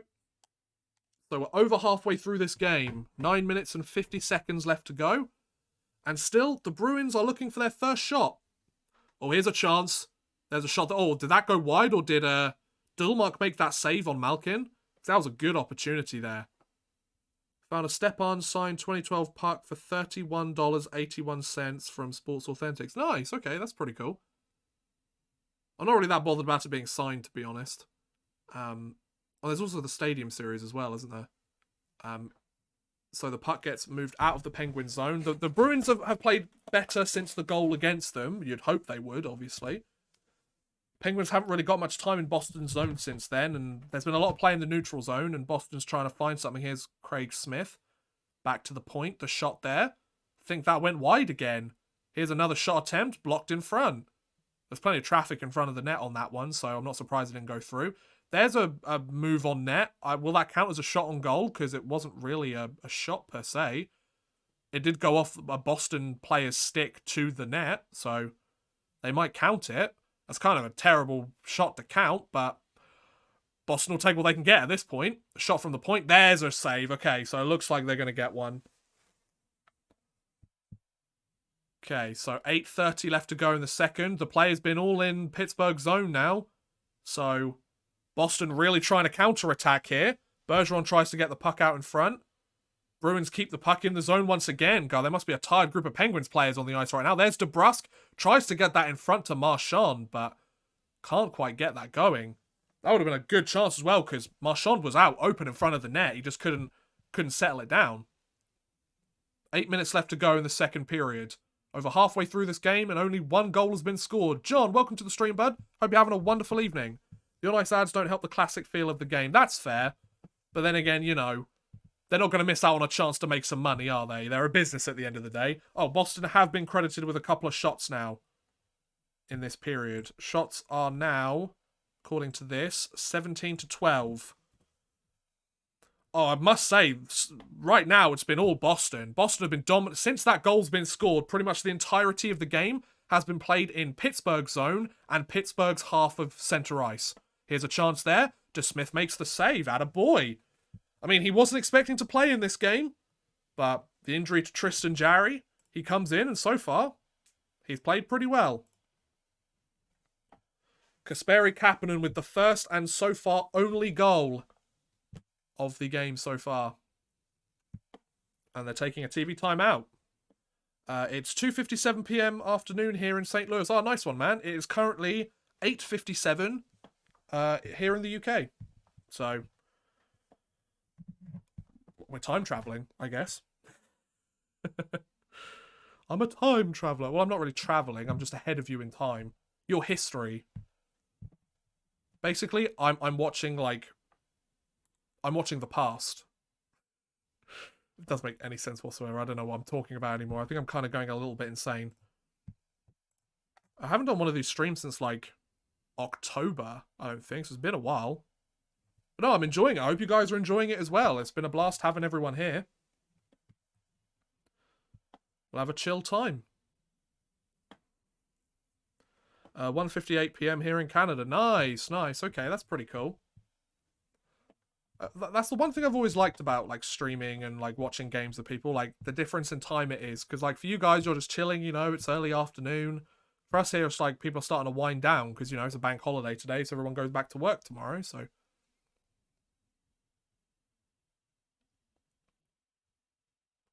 They're just playing some ads at the moment for companies that aren't in my country, so they're kind of pointless.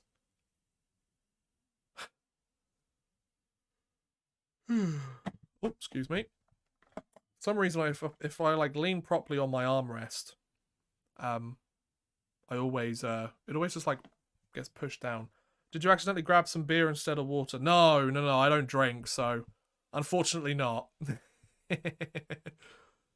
Oh, I didn't realize that Mike Sullivan was the head coach of the Boston Bruins in 2003. You watched Letterkenny? I haven't watched Letterkenny. I've watched a couple of clips from it. I mean, it looks okay. I don't know.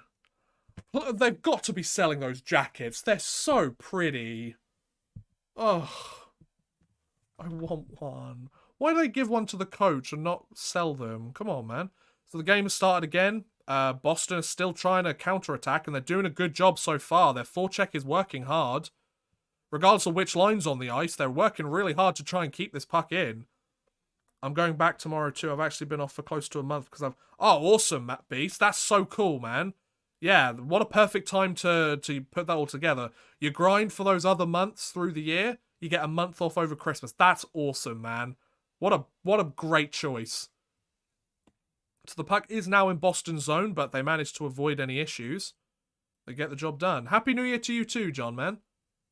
Oh, there's an offside there for the Bruins. I thought they might be offside, but turns out they were offside. 6:41 left to go in the second period. We'll do another Q&A during the second intermission also. See what's going on. Sidney Crosby was very happy with the goal to Kasperi Kapanen. Brad Marchand didn't seem very happy with the goal. I do love the fact they go for like the old school like faux leather gloves. That's so cool. I love it when teams or players give like subtle nods to like retro players, you know? Or like retro equipment and stuff. That just scratches a certain itch for me that I really like. I don't know why. Boston are back in the zone again. McAvoy makes a nice move. Bruins trying to cycle the puck, get a forecheck going. And so far they have. Charlie Coyle with the puck. To the side of the net. Back to the point. A shot from McAvoy. A save there. Bruins try and keep it in. They do momentarily, but then the puck gets moved out, and Penguins players trying to get in on the breakaway, but not quite. It was Jason Zucker. He tried his best, but it didn't quite work out for him. So what's the attendance of today's game? It looks pretty full there. I'll give them that. We've got 550. There's a New York Rangers jersey in the crowd there. Hey! Two teams aren't even playing, and still they find a way.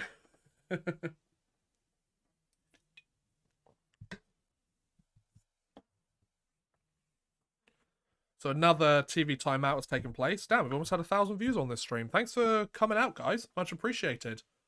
Hope you guys are enjoying. If you got anything you want me to talk about, any topics or whatever, do let me know. I'd love to hear what you guys think. Whether it be about the stream, the NHL, my channel, anything like that, do let me know. I'm very excited to play some more LA Noire later tonight. I want to finish the Homicide desk. I'm excited. I think I've got like 1 or 2 cases left to go. And then we move to Vice. Oh, so much fun. Love that game. Like the setting of it, like the time, the different cases that you do, the way in which you have to like interview witnesses and stuff. It's so cool. Finding evidence. I'm so sad they never made a sequel. I understand why, because it bombed financially. But like the stuff that they used in that game was like next gen. I'm not sure it holds up per se today. But like, it's next gen stuff. Oh, they're playing Sweet Caroline. Any Sheffield Steelers fans in attendance?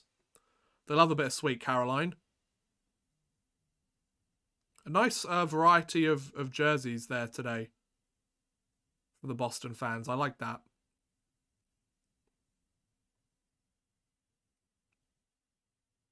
Some of the seats have emptied out, I would imagine, because there are people trying to grab concessions before the... they're trying to grab concessions before everyone else jumps in. And now they're singing Sweet Caroline. Nice.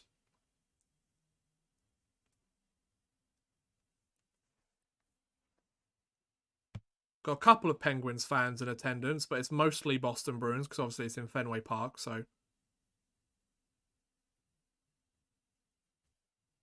So, kind of taking an extended TV timeout there. I'm not quite sure why, but who knows?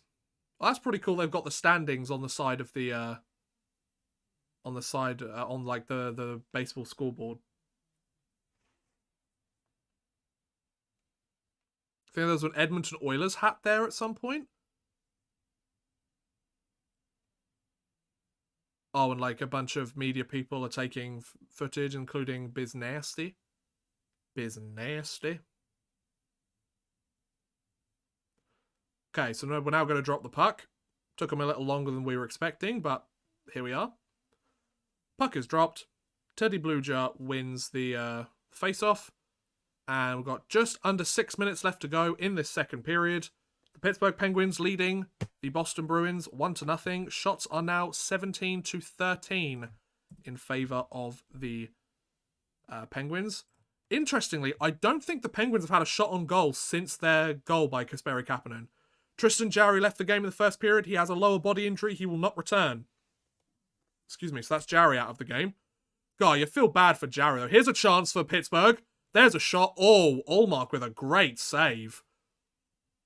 That was Kapanen again with another prime scoring chance there. I think that's the Penguins' first shot in about 7 minutes. At least 5 minutes for sure. Damn. Fair play to him. No, a brilliant save by Ullmark. Hits off the kind of side of his glove. Goes into his equipment. Happy goaltender. Bruins win the face-off there. They keep the puck. Pittsburgh keep the puck in the zone momentarily. Then I think it goes out of play. So 5:18 left to go in this second period. Yeah, recently it has been all Boston in this period. I'd say the first half of the period was still mostly Pittsburgh. They score that goal, then becomes all Boston. And only now, we're starting to see a bit more of an even footing. So Penguins have had 4 shots on goal. The Bruins have had 3 so far in this second period. So 18-13. Shots have just changed. And there you go. So yeah. And now I've got Sweet Caroline stuck in my head. Damn it. So another face-off, this time in the Penguins' defensive zone. And Crosby against Bergeron, and Bergeron wins it. There's a shot attempt there, but nothing quite doing on that. Gensel tries to bat that puck forwards, but doesn't quite work out. Crosby gets it to the blue line, but no further. Boston looks like they're coming in on the counter-attack. They send that puck deep in. Crosby's got it. And he moves out of the Penguin zone. He flips that puck over for Gensel. That's a nice pass. Gensel looks for an opportunity there. He just shovels it towards the net. Rust's there. Crosby's got it behind the Bruins net. He makes an interesting pass. Didn't go to any of his teammates, but it was worth an attempt, I guess. Boston, they keep dumping the puck in on DeSmith. It's interesting. This game's been quite boring. It has been a little bit uneventful, I'm not going to lie. If you like defensive games, then yeah, this is a solid game, but there hasn't been any like super wow moments, I don't think. Oh, there's a good attempt. Pittsburgh keep the puck in. So now Pittsburgh are kind of picking up again. Oh, and then Penguins defenseman loses it at the blue line, but manages to recover. So the Bruins at home this season, 21 game point streak since the start of the season. Ullmark covers up the puck. I assume shots are going to be 19-14 in favour of the Penguins. See, there hasn't been many shots in this period either. This has been very much like a shutdown period. Like, both teams have had extended zone time, but they've played well defensively to stop the opposing team from getting many chances. So happy this is an early game. It always is the Winter Classic, which is good for us European fans, to be fair. It's so hard to watch NHL games. Like the past week, I've been up to 4 a.m. to watch the teams I support. I'm always so tired the next day. Well, yeah, understandably so, dude. Yeah, absolutely. It's exhausting. I'm with you there, bud. So shots are 19-15, according to the according to the stream. Shot there. Oh, that was a good save by DeSmith. Bruins trying to get something going with 3.5 minutes left to go in the second period. They want to try and tie this up before the end of the period. Shot there. DeSmith makes the save. Another chance. Oh, Boston have had some good shots, but DeSmith has risen to the occasion. I'll give him that. Oh, that's a great little play there. McGinn tries to make the play. Oh, there's a bit of pushing and shoving. Derek Forboard and Brock McGinn. Is that Brock McGinn? No, it's Danton Heinen, excuse me. Got a bit of pushing and shoving going on there. I think Heinen took the shot after the whistle had been blown, and Derek Forboard took a bit of an exception to that. So shots are now 19-16. So Boston, towards the end of this period, they've had some good chances here. Taylor Hall had an opportunity. Oh, that was a good deflection attempt there for number 11 of the Boston Bruins. Is that Foligno? Not entirely sure. So 3:21 left to go in this second period. Still a 1-0 game. Will there be another goal before the end of the period? Will Boston add to their lead? No, not add to their lead. Will Pittsburgh add to their lead? Will Boston tie things up, or will the score remain exactly the same? We've got 3.5 minutes to find out. Face-off win by Boston in their zone, but Pittsburgh keep the puck in on the attempted clear. Pittsburgh have it in the neutral zone. They dump the puck in, try to get a line change. And the forecheck goes to work, which seems to be working all right so far. But then Boston get the puck out, and there's a penalty on the play. Looks like the Bruins are going back on the PK. Pittsburgh, you have a power play. Who's going off? Is it Jake DeBrusk? What's he gone off for?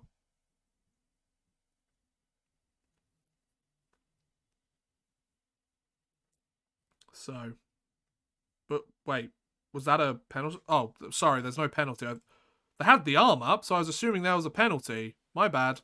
No penalty. My mistake. God, just when I thought it was going to get exciting. So under 3 minutes, Crosby tries to make a play there, but nothing happening. So Fenway Park is the first venue to host multiple Winter Classic games. It's a pretty cool stat. Didn't know about that. Well, yeah, of course I did, because it was the Bruins hosted another one before. Wasn't it against the... Oh, I want to say Philadelphia Flyers. Oh, there's a bit of pushing and shoving here. It's between Brad Marchand and Danton Heinen, I believe. Is that Danton Heinen, or is it... no, it's... what's his face? Is that Ruta? Oh, it's Jan Ruta. My bad. Yeah, I really don't know the players and the numbers on the Penguins this year, do I? Jesus. People are writing their names and signing the big post in Fenway Park. I feel like after a while you're not going to be able to read any of them, so... Yeah, oh, that's a cool sign for the Pittsburgh Penguins. Very old school, I like that. I like that a lot. So 2:35 left to go in this second period, and shots are 19-16 in favour of Pittsburgh. The face-off is in Boston zone. Boston get possession, throw it down the ice. It's an icing. God, this second period. God damn. It's been a little bit slow, I'm not going to lie. Oh, Paul Bissonnette and Wayne Gretzky writing their name on the posts as well. I can see where Gretzky's name is, I think. Anyway, 2:25 left to go. A face-off win by the Penguins after the icing by the Bruins. Penguins look to cut to the front of the net, back to the defense, pass attempt, nothing doing, and the Bruins look to counter-attack. It's a 3-on-3 pretty much. Oh, here's a good chance. DeBrusk sends it out in front, but not to any of their players. Here's an opportunity for the Penguins. It's 1-on-1. Dangle attempt. Doesn't quite make it. Dumoulin's got the puck, though. Defenseman activates. Shot from the point. Looks like it was blocked in front. Shot by Malkin. Looks like it was blocked in front again. Defenseman activates. Pittsburgh keep the puck in. Jason Zucker's got it. To his line mate. To Pettersson, I think that was a nice play. There's a good pass attempt. They're trying to get these fancy passes to the front of the net. Trying to get these wide open passes. They're not quite doing it, though. 90 seconds left to go in this second period. And the Penguins try to counter-attack once again. The puck only gets as far as the Penguin side of the neutral zone. Pittsburgh are on the move again. Shot attempt there and a save. Looks like it may have gone off Ullmark's blocker. Oh, a fan caught a puck from the game. And he's a very happy man, so fair play to him. It's a good attempt there. Did it go off the blocker? Yes, it did. It went off Ullmark's blocker, and a lucky fan managed to catch the puck. Oh, that was cute.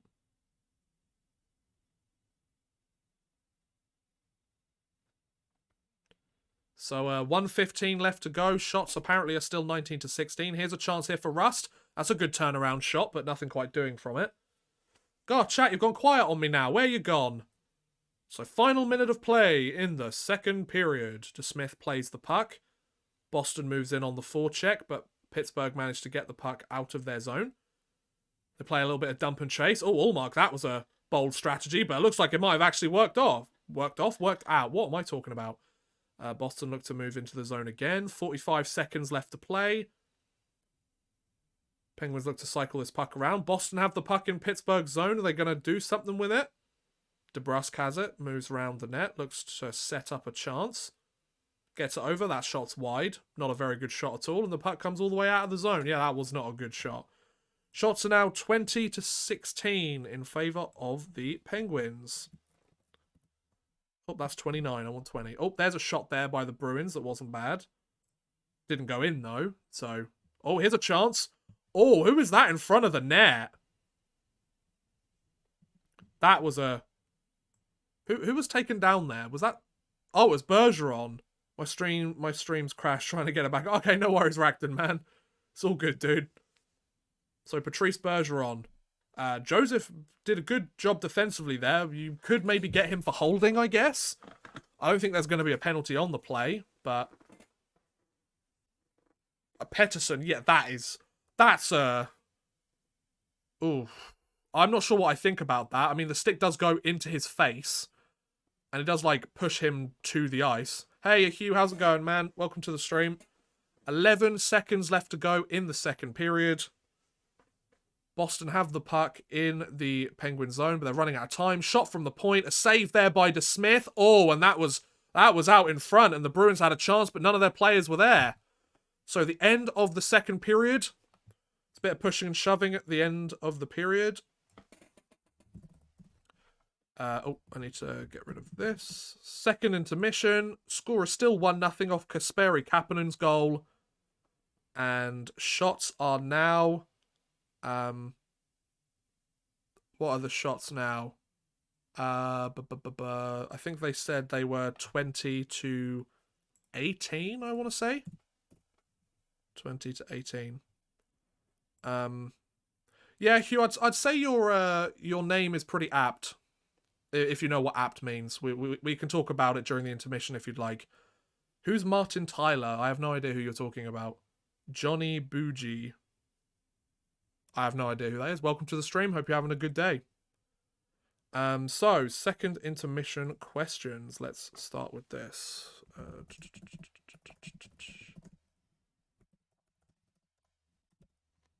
Second intermission questions. There we go. See, Hugh, John Lennon. First of all, you spelt his name wrong. I think you're thinking of somebody different because Lenin, he was in the Russian Communist Party. So you're getting two people mixed up a little bit, dude. And he had like colored glasses. So yeah, wrong call.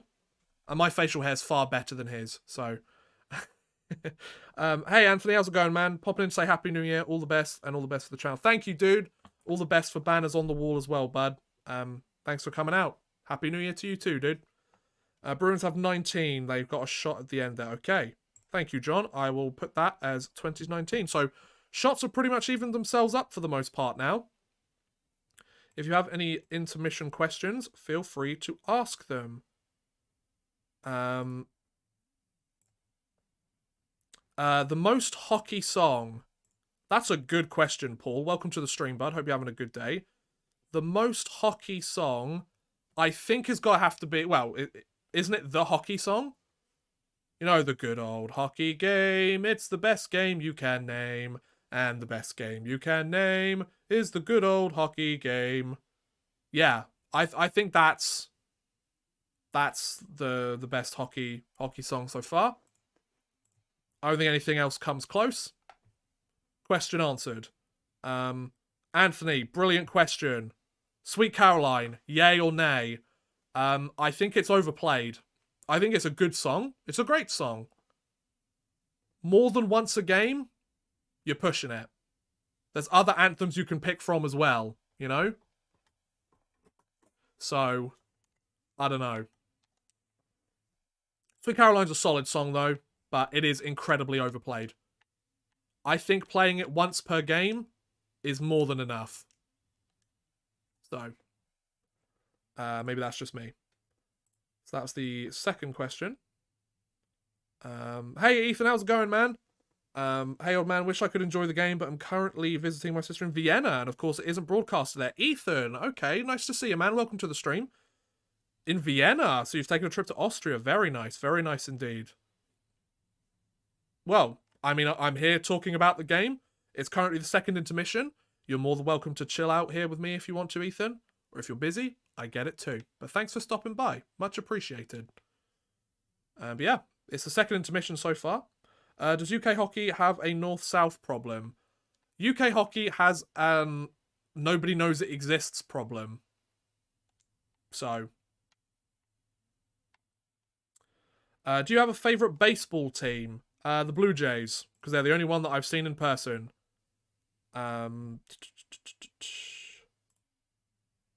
Oh, top three and bottom three goal songs.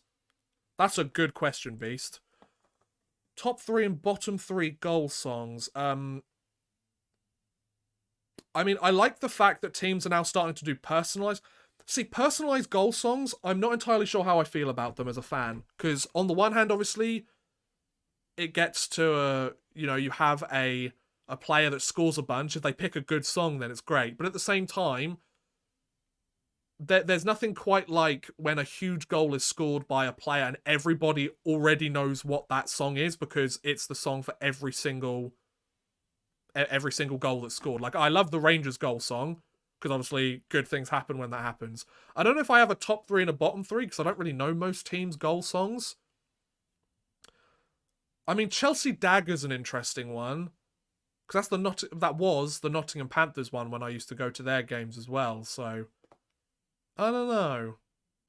Chelsea Dagger, I'd probably put that in the bottom three, because it's just da da da da da da da da da da da, which, doesn't have any lyrics. It's just da-da-da. So, I don't know. That's a good question, though. I'd have to listen to all of the goal songs. Maybe that's something I should do in future. You are a Rangers fan, right? Yes, I am, John. You are correct. Are you rooting for anyone in this game? Not particularly. I don't really have a horse in this race. If I had to, at a stretch, I would say I want Boston to win, because Pittsburgh are in the same division. And, if they lose out on 2 points, there's a lot of teams that are very high up in the running for those playoff spots. So yeah. 1 second, bear with me. Here's another one. Here's a good question from Ethan. If you could add a rule to the NHL rulebook, what would it be? What would it be?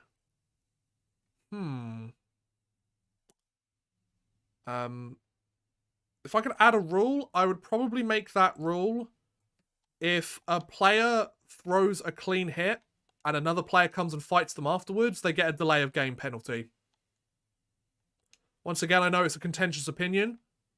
I know some people agree with it, some people don't. If a player throws a dirty hit, by all means, drop the gloves, go have a fight. But if a player throws a clean hit and another player's like, oh, I'm going to have to drop the gloves with you now, delay of game penalty. That's a beast. That's also true, yeah. But then again, nobody pays attention to the bit with the actual lyrics because they've already celebrated the goal, if you know what I mean. So, I just donated $100. Yeah, Johnny, I don't think you have $100 to donate, buddy. Like, nice try. Come back to me when you actually have that money to donate. Right, what else have we got? Other questions? I can see the appeal to that rule, but it's hard to tell what's clean and what's dirty in the fast pace of the game. That's fair, Ethan. I think a good way to determine it is if the player pops back up directly afterwards, maybe leave it be. If the player's down on the ice and is very clearly, like, hurt, then okay, there's an argument there. Also, if you're unsure, don't drop the gloves. Wait till... If you're unsure and the player ends up injured, next shift you can go after the guy if you want to. You don't have to drop the gloves right that second. I don't know. Thoughts about Arizona's record versus the East this season? Hello, Santos. Welcome to the stream. Hope you're having a wonderful day. Have they had a good record against the East? I haven't really been paying attention to the Arizona Coyotes, I'll be perfectly honest. Are they doing good? Are they doing bad? You let me know. I have no idea. So, if you could change a rule in the rulebook or remove it, what would you change or remove? The trapezoid. I want to see some goalies score some goals. So much more fun. So much more fun. Wow, you're calling me broke. Yeah, I am. Yeah. So, nah, not a fan of that rule. Want to see as many fights as possible. No, but like, I don't want to see a fight where a player gets jumped because they're not expecting the fight. I don't want to see some guy skate over to the other side of the rink, throw his gloves on the ice, and get 2 punches in before the other guy has the chance to defend himself. That's not a fight. That's assault, you know? Like, obviously not in the he should be arrested, but I don't know. Like, it just...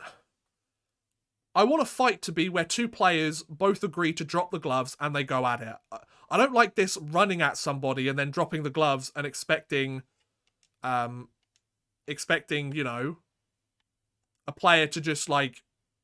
I don't think they should be able to just, like, run at them, throw a couple of punches, and then it's like, oh, 5 minutes each for fighting. It's no. One guy ran at the other guy.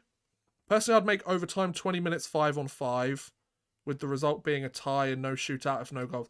No, I don't want ties in hockey. Keep ties out of hockey. I see what you mean.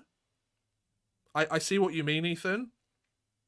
I think extending overtime is a perfect idea. Extending overtime to like 10 minutes, 20 minutes, I can see that, especially 3-on-3, because 9 times or 9.5 times out of 10, that's going to end the game, you would think. I can understand the argument for getting rid of the shootout. Absolutely. Absolutely. But at the same time, I don't want ties. No, I'd rather have a shootout than a tie. I find ties the most boring thing in sports. The thing I love about hockey is there's always a winner, there's always a loser. You might not like the way in which it happens, but there is always one of each. Yeah, but think of all the points that your team would get because of ties. Yeah, but it's a tie, so it sucks. You're just saying that because of the time Ty Domi sucker punched off Samuelson when the latter was a Ranger. Well, no, but in that instance, he deserved it, didn't he? Beast? Didn't he I feel like that was I feel like that was warranted, no? Like, don't get me wrong, fighting should still be part of the NHL. Like, you know, I don't think fighting should be taken out of the NHL, but I want the fight to be a player sees a hit, the other player goes, no, you can't do that, I'm going to fight you. You want to drop the gloves, the other player goes, yeah, they both drop the gloves, done. And then the fight takes place. Not, somebody's had the fight, I'm going to run at them, get 2 punches in before they get the chance to even drop their gloves. Like, that's not a fight. That's not a fight. That's somebody jumping somebody else. That's just me. But yeah, didn't old Samuelson, like, really badly injure Cam Neely? Or something? Or he badly injured one of the Rangers players, and that's why Ty Domi sucker punched him? If I could change something in the NHL, I would make a win in regulation through... Yeah, so like the 3-2-1 scheme. Yeah, I could see that. It works for a lot of European leagues. Yeah, because Anthony mentioned that as well. Samuelson deserved it because of how he destroyed Cam Neely's knee along with the long run. Yeah, exactly, Beast. So, you know, some might say that's karma, but most players don't have that history, you know? Here's a follow-up question. If you don't want ties in the NHL, want to get rid of the shootout, how would you go about giving the extra point? Just keep playing overtime. Like you could do continuous 3-on-3 overtime. Chances are the game's going to end within the first 5-10 minutes. Yeah, that works for me. Oh, but that might not work with broadcasters. Well, tough. Oh no. Nobody asked the game to go to overtime, but it's better than it being a 1-on-1 shootout. I'm okay with the shootout being like the last thing, because let's be honest, they don't happen in the playoffs, so who cares? Yeah, it could be the difference maker between a team making the playoffs and not making the playoffs, but even still, I would rather have 10 minutes of 5-on-5 overtime than a shootout than a tie. For people who don't like the shootout, remember that in football, before penalty shots, they tossed a coin to decide the winner. Exactly, you know? Like, at least there's some skill involved, and you still need your skill players to step up. Your goaltender has to step up. Your players taking the shots need to step up, you know? And shootouts can still take a long time as well. And you have to take another TV timeout between the overtime and the shootout beginning. So yeah, just make it a 10-minute 3-on-3 overtime. 99% of games will be ended in overtime, which is perfectly fine. Does the job. But yeah. Interesting questions though, guys.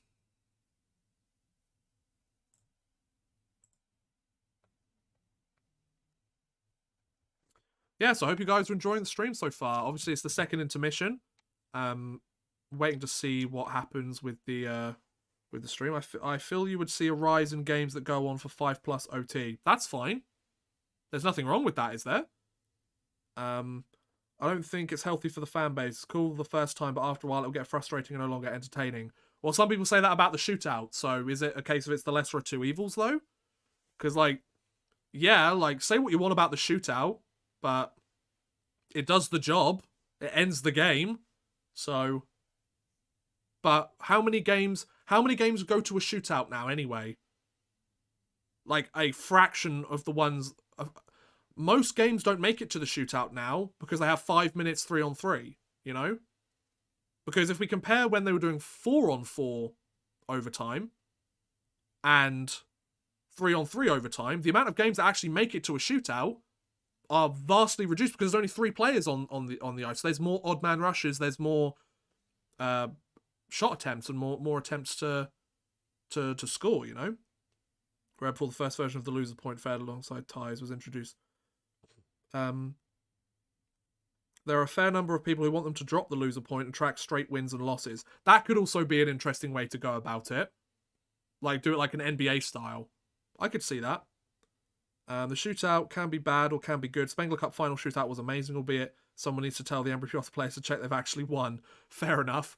But, like, I don't think the final of a tournament or the playoffs should be decided in a shootout. I think that's the dumbest thing. Personally.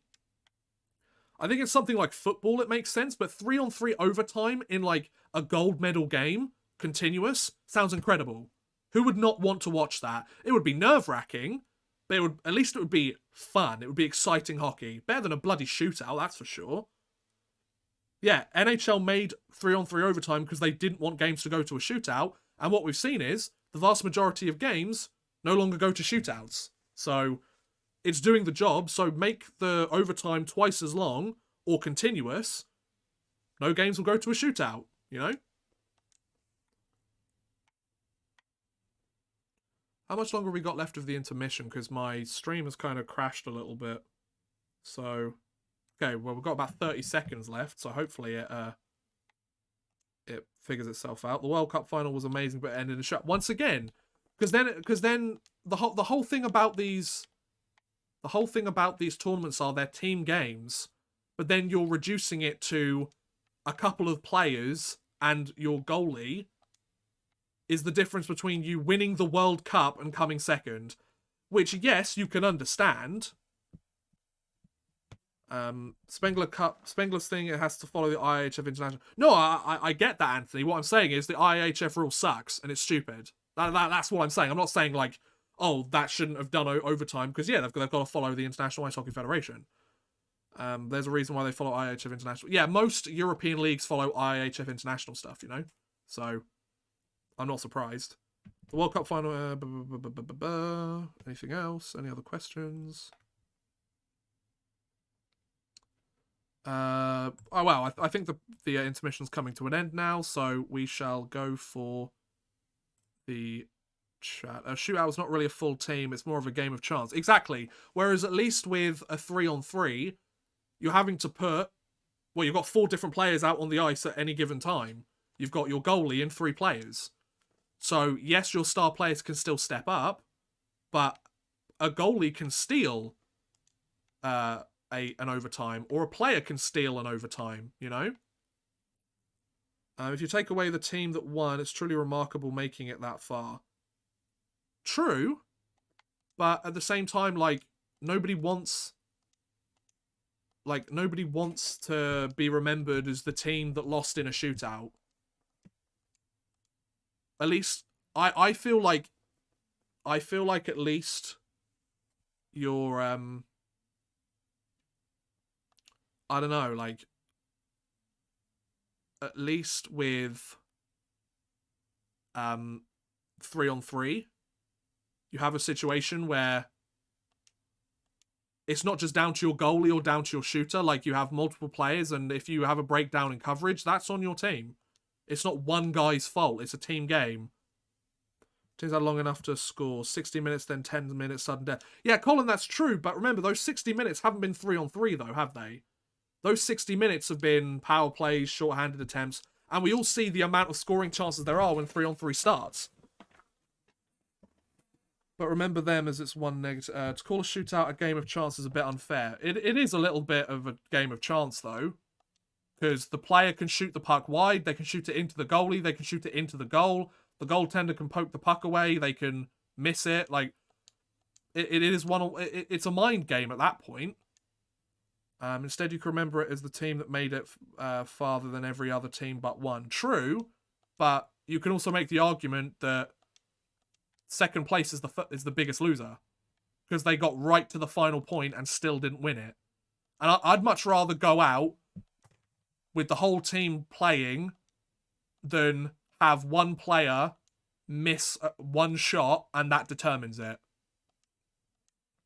And it's all on that one player in a team game.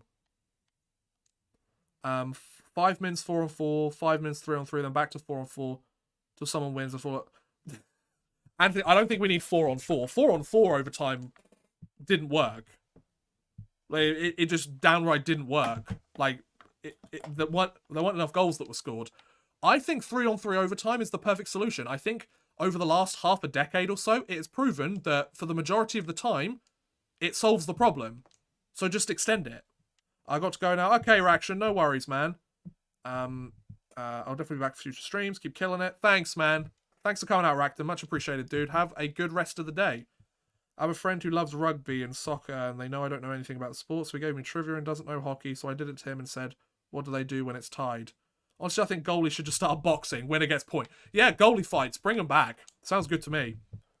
I would be fine if soccer did what they did for overtime, but after that, instead of penalty kick, make it next score wins. Yeah, like golden goal or something, yeah. They've got to find a more fun way to do it. Because, like, at the end of the day, it is a game. You got to keep it fun. So I think the third period is about to start, but where I'm watching it, it has kind of crashed. So, this might be a bit of an issue.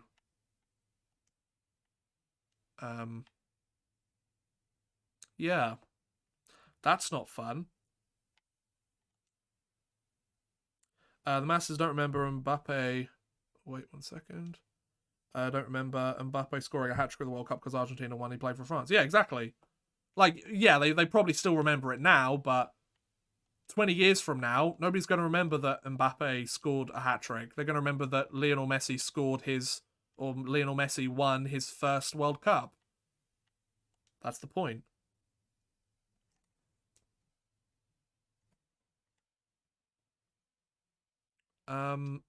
Yeah, so my stream isn't working anymore, and the third period has started. Well, that's great. So bear with me, I'll see if I can get the stream back up. Let's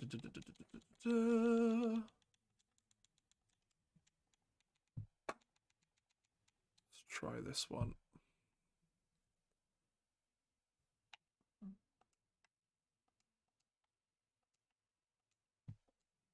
Sorry, I've lost my stream of the game. So let's see if I can get this back. And then let's go. Oh. Because the third period has officially started now, as far as I'm aware. Which isn't great. Because they don't want to show it to me. Oh. And that doesn't want to show it to me either. Okay, well this is fun. Because now I can't actually tell you what's happening.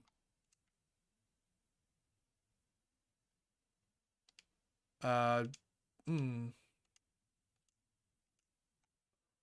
I guess I'll wait a minute then and see if it gets fixed. They should WWE it when it's tied. Yeah, that sounds like a good idea. Sounds like a good idea. Because the wrestling matches at midfield replacing kickoffs in the 2001 version of the XFL totally drew in the masses and were not derived. Fair point. Fair point. So it looks like the Penguins have gone on the power play. Shots are 20-19. Penguins going on the power play. And yeah, the game has restarted. I just can't I can't watch it now, unfortunately. That's disappointing.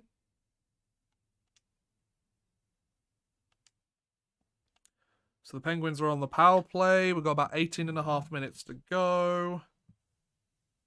It's a 5-on-4 power play. The goalie should shoot to decide it. That's a good call. Oh.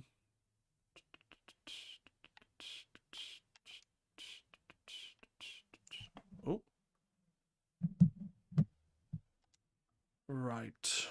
Yeah, it's not wanting to do it. That's a pain. See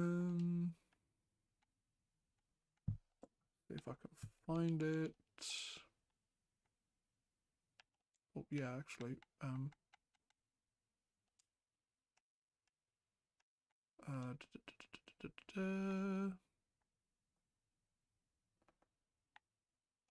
Nope, that doesn't want to do it either. Here we go, let's try this then.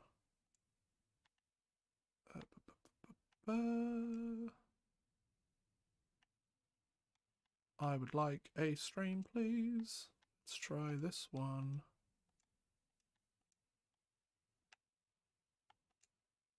Oh. Sorry, bear with me, guys.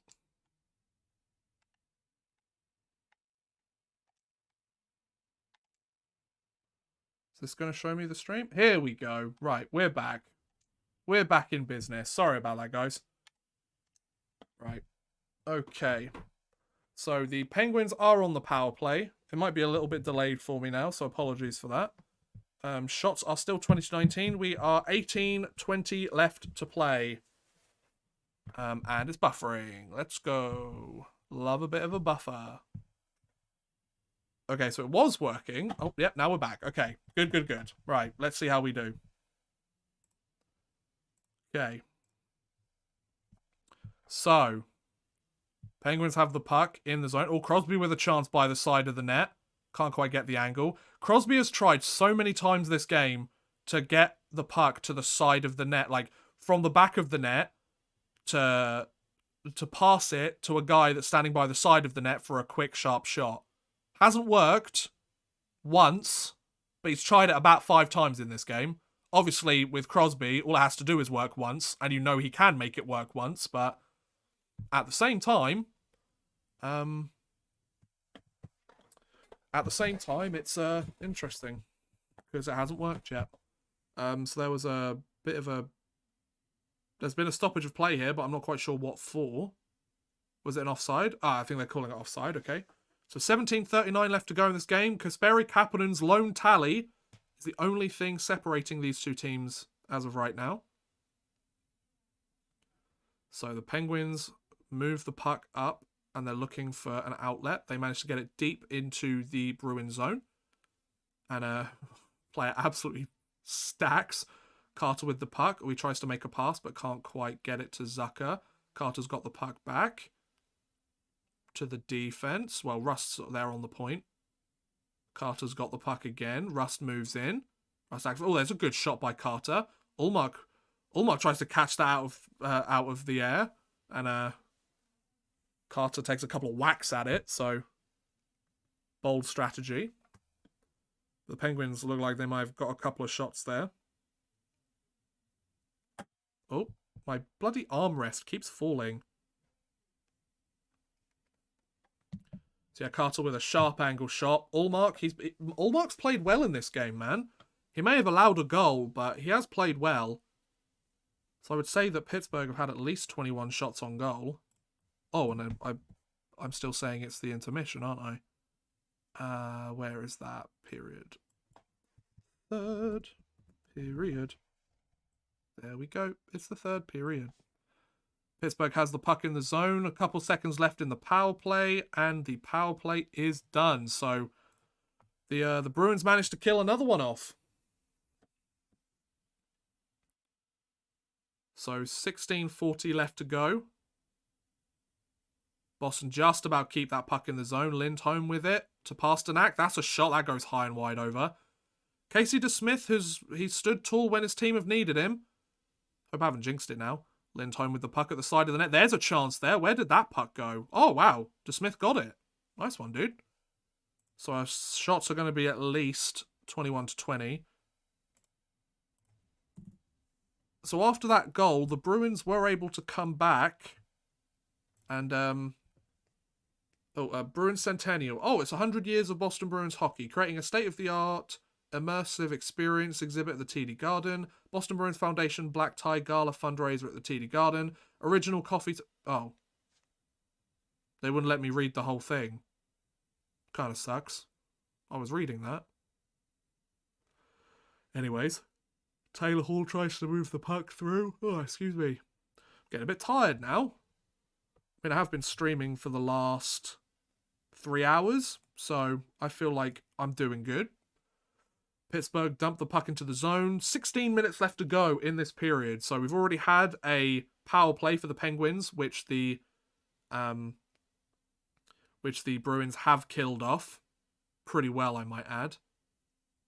Bruins look to move in on the rush, but Penguins defense, they're doing a good job.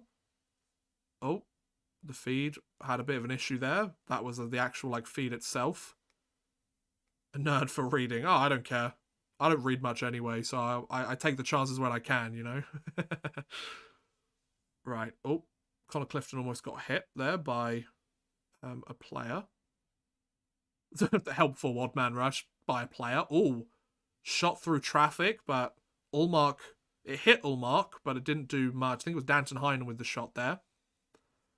They're talking about some upcoming games. Oh, this Saturday... A 1 p.m. game between the Rangers and the Devils. Yes, please. 6 p.m. start on a Saturday? Don't mind if I do. Whew. Beautiful. I'll take that. So, Ullmark needs his stuff taken care of.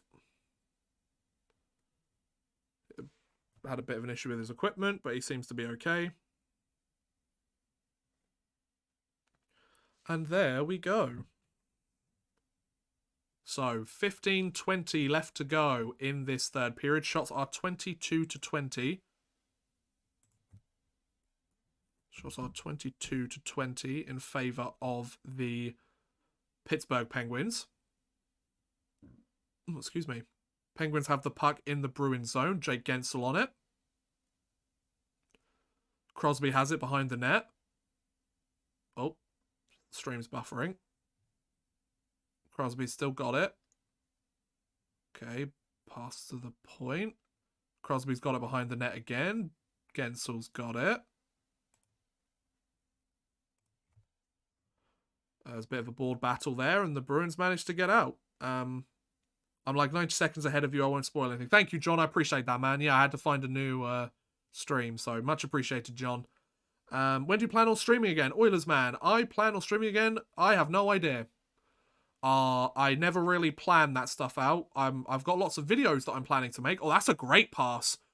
Oh, what a wonderful block there. That was Friedman, I think. That was a fantastic block. Oh, is that going to be a power play for the... Yep, okay, so the Boston Bruins are on the power play. Okay. Mike Sullivan isn't happy again, even though his team's had a couple of penalties. So is that Brian Dumoulin that's going off? Brian Dumoulin, the alternate captain of the Pittsburgh Penguins. Let's see what the penalty was for then. So that was a great scoring opportunity there. But what penalty was taken? Oh, they're going to say it's tripping on Brad Marchand. Okay. I mean, Brad Marchand does kind of collapse. But whether that was of his own volition, I'm not entirely sure. So Dumoulin goes off for 2 minutes. So a power play opportunity. Shots now 23-20 in favour of the Pittsburgh Penguins. The Bruins win the initial face-off on the power play. Can they get something going? McAvoy with the puck. Over to Taylor Hall. Taylor Hall cycles it round. Oh, and then Pittsburgh clear it out. Good work by the Penguins. Not bad at all. So McAvoy rushes up the ice. He's got the puck. He's looking to try and get something going. Oh, that's a good outlet pass to Taylor Hall, but he can't quite cut to the net. Good defense by the Penguins again. I will say, the Penguins have done a very good job defensively in this game so far. McAvoy with a chance. Oh, I think that might have hit DeSmith. Krejci over to McAvoy. McAvoy to Hall. Back to McAvoy. Back to Krejci. Back to McAvoy. To Hall. Hall with the one-timer. The puck is out in front. But there we go. The puck gets cleared down the ice. Linus Ullmark moves that puck round. A minute left to go in this Boston power play. And Lindholm comes up the ice. Lindholm moves up the ice. Manages to beat his man. That's good. Lindholm cycles that puck round. Bergeron has it. To Lindholm. Lindholm has it to Marchand. To Lindholm. To Marchand again. To Lindholm.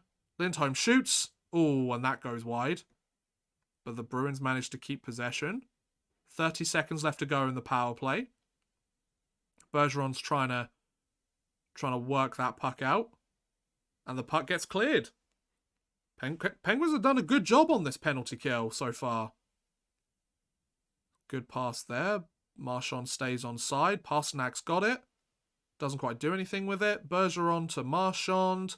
Marchand to Bergeron. Oh, there's a shot there. Nice save. Oh, there's some players that have gone down. And the power play is over. So another failed power play for another team. Oh, there's a shot attempt. Oh, and the Boston Bruins have scored just after the power play ends. And it looks like it might have been Jake DeBrusk that scored that goal. Now, is there an argument there for goaltender interference? I'm not entirely sure. Shots are now 23-23. And they are saying that it's a 1-1 game. So, there you go. With about 12-14 left to go in this third period. No, I wouldn't say that's goaltender interference. No, that's a pretty good call, I think.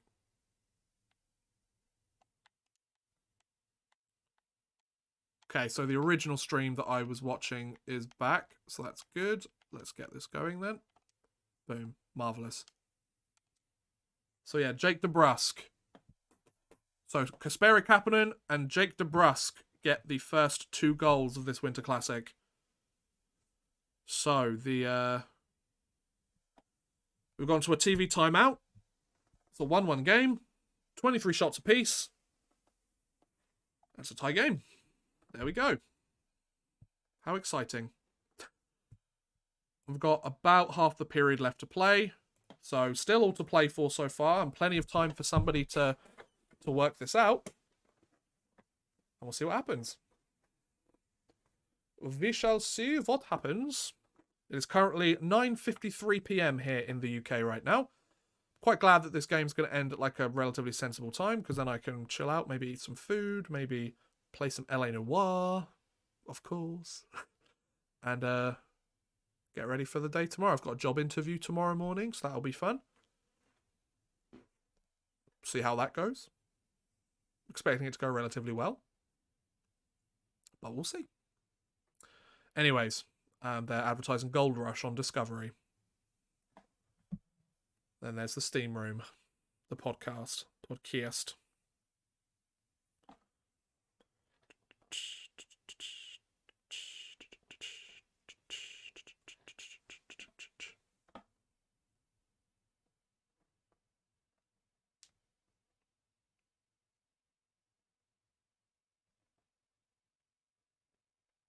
Okay.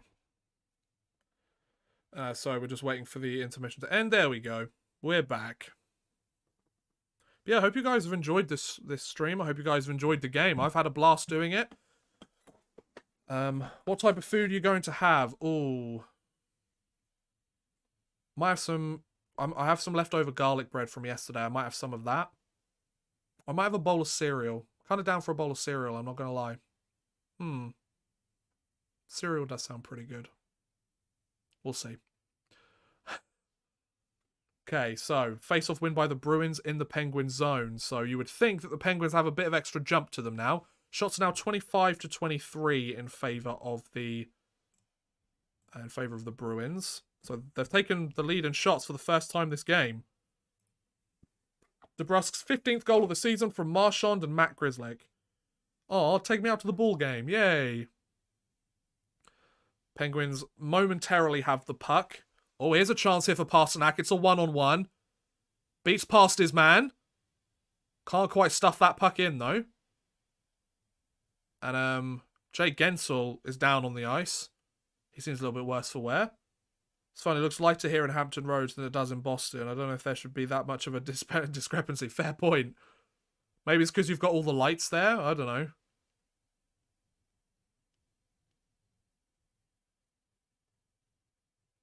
Interesting that they're showing up there. I don't know why they're showing up there. Yeah, I really want to know the attendance for this game. Did they ever mention what the attendance is for this game? I was kind of curious, to be honest. Looks absolutely packed. And fair play. So 26 shots to 23 in favour of the Boston Bruins now.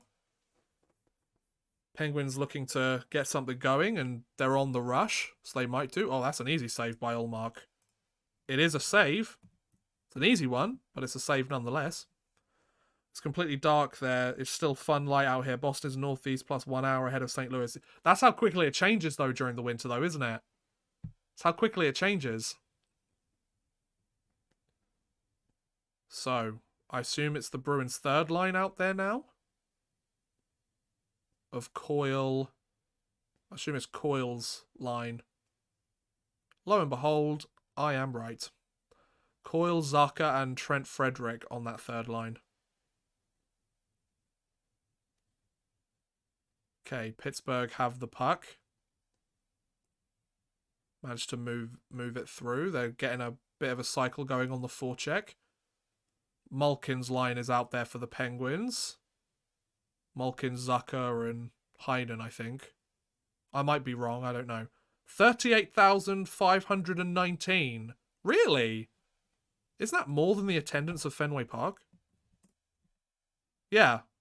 That's almost 1,000 more than the actual attendance of Fenway Park. Heinen with a shot. Shot it wide. Shots are 26 to 24. Yep, that's what I've got on the screen right now. Wait, that was last year's. Yeah, that's what I was going to say. Like, Fenway Park doesn't have that capacity. How good of a view can it really have in a baseball stadium? That's true, Colin. Also, the fact that, like, not only that was a good shot there by Raquel. Not only that, but also you've got to keep in mind that the rink is only like a portion of the baseball stadium.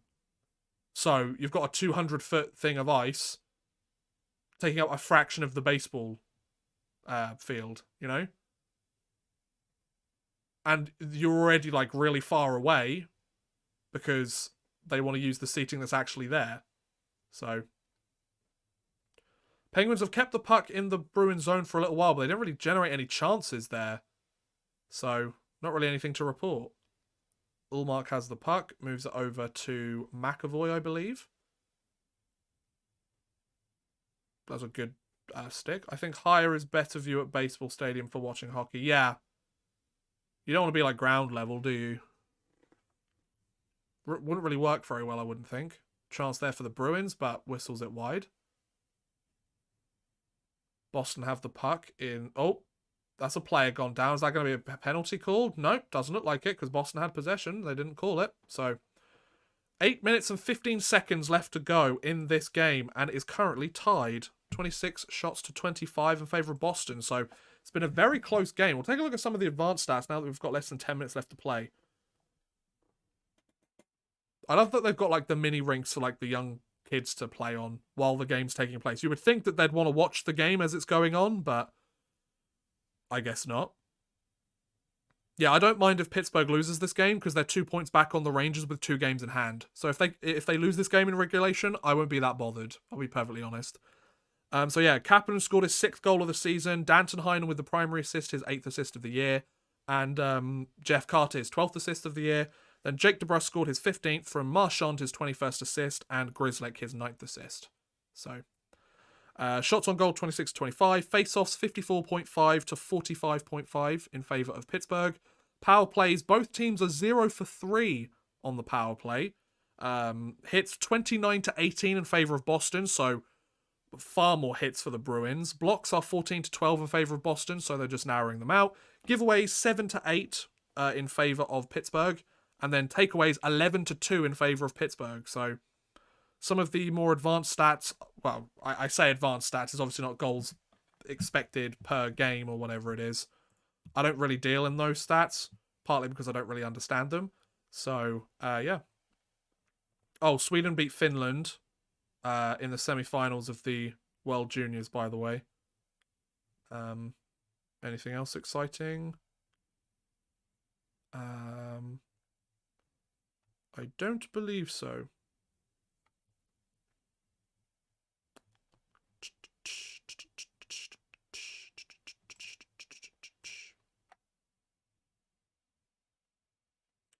Johan Oivitu has joined Geneva Servette HC. Interesting.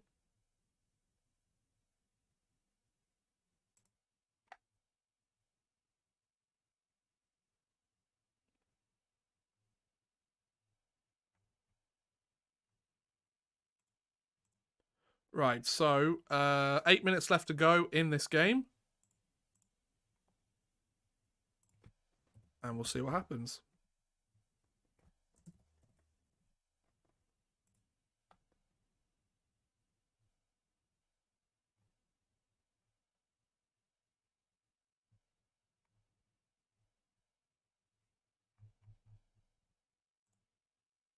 Okay. Sorry, there wasn't really anything that happened in those moments, and I got caught looking at something. I got a bit distracted again. So 7.5 minutes left to play in the third period. There is only one shot separating either of these teams.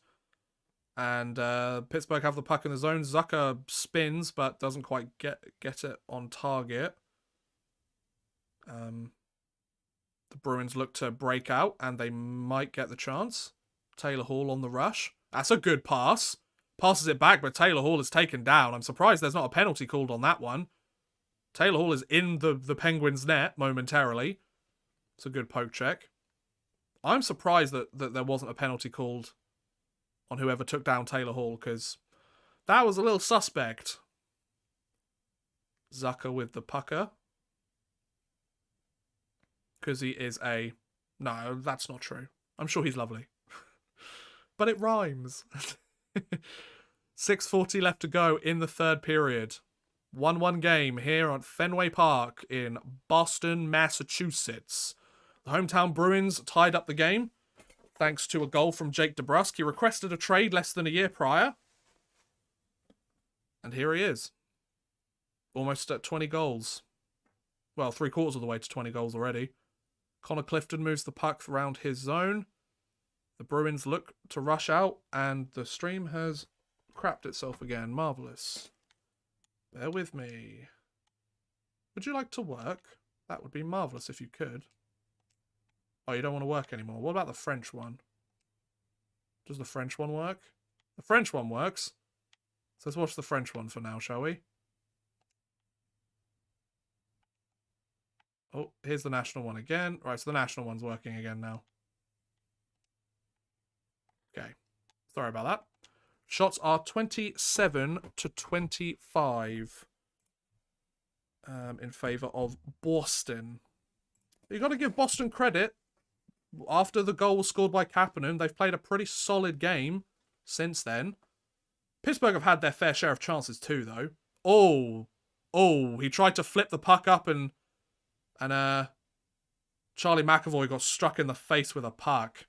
Oh, that wasn't nice. Is he okay? Is he bleeding? No, he seems to be okay.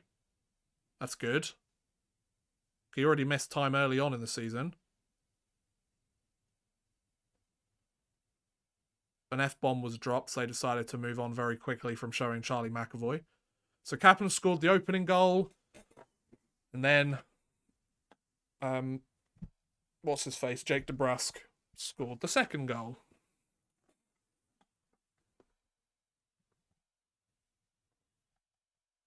So the TV timeout. Anything you want to ask? Any topics? Anything you want to mention?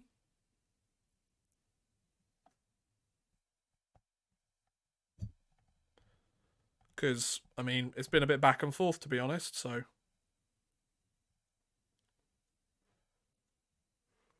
Excuse me. I'm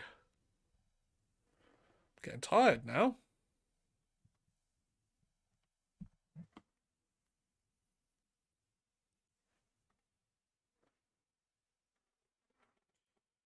Ooh.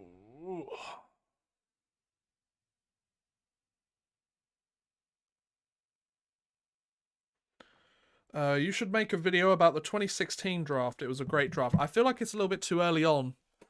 So I didn't mind doing 2015 because obviously it's now coming up to 8 years old.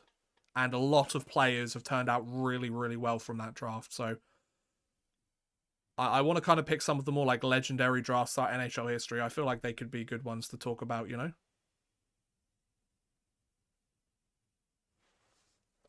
Yeah.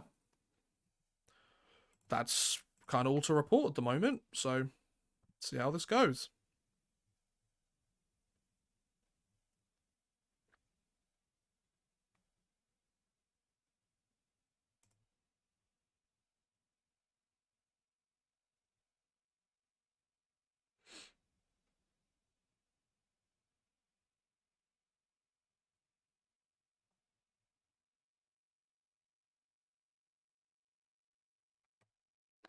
I just seen that somebody passed away from a heart attack, I think.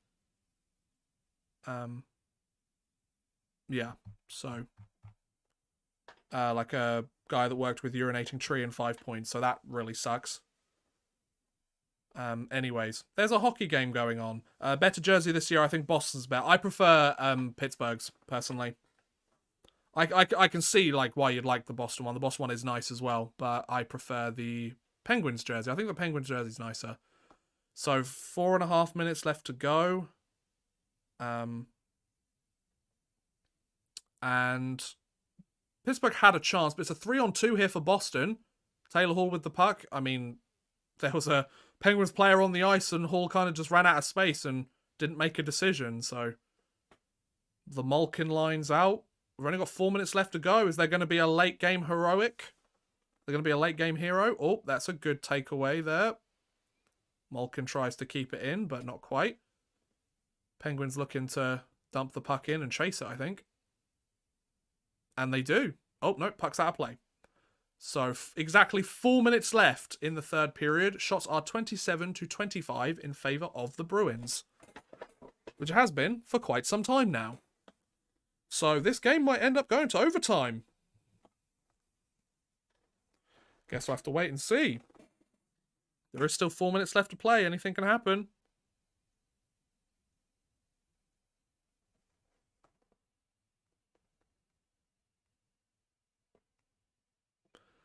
Yep, another face-off win by the Bruins by the looks of it.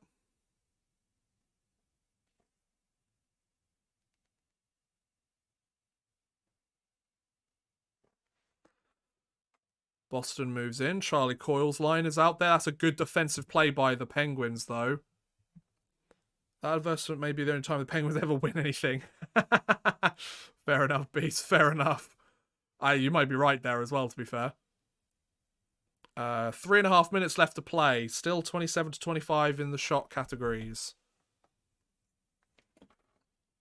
The Bergeron line's coming out for the Bruins. I assume the Crosby line's out for the Penguins. Yeah, Crosby line's out for the Penguins. Crosby hasn't really been that much of a factor in this game, I've got to be honest. I'll say that, and he'll probably end up scoring the game-winning goal, won't he? Oh, here's a race for Gensel. Gensel gets it. Shot from the point. Hit somebody in front. Chance that... Oh, Gensel can't quite settle that down. I've been losing time relative to you the whole way through. So no worries, Beast. It's all good, man. 2 minutes 40 left to go in the third. Lindholm grabs the puck, but it's not an icing because it didn't go far enough. So 2.5 minutes left. The Bruins rush up the ice. Player falls down. Here's a chance for Taylor Hall, and they've put it in! Oh! Another goal by Jake DeBrusk, I think. Oh! And with 2.5 minutes left, the Boston Bruins have taken a 2-1 lead. Damn, it was Jake DeBrusk again. A pair of goals. His 15th and his 16th goals of the season. Taylor Hall did most of the work on that one. Krejci moves the puck through. Hall has a chance. He tries to put that in, and then DeBrusk gets the rebound. There's a big rebound there by DeSmith. I mean, he's played the best he can in these circumstances, and DeBrusk just whacks it in. He's in the right place at the right time. So DeBrusk manages to pick up the loose change. 2-1 game now. Shots are now 29-26 in favor of Boston. So, with the dying moments of the third period, Pittsburgh's going to have to find a way to come back into this. They scored the first goal of the game. And they're currently en route to lose their 5th straight. Because they had a bit of a solid winning streak before the new year, didn't they? DeBrusk, his 16th goal of the season from Hall and Krejci.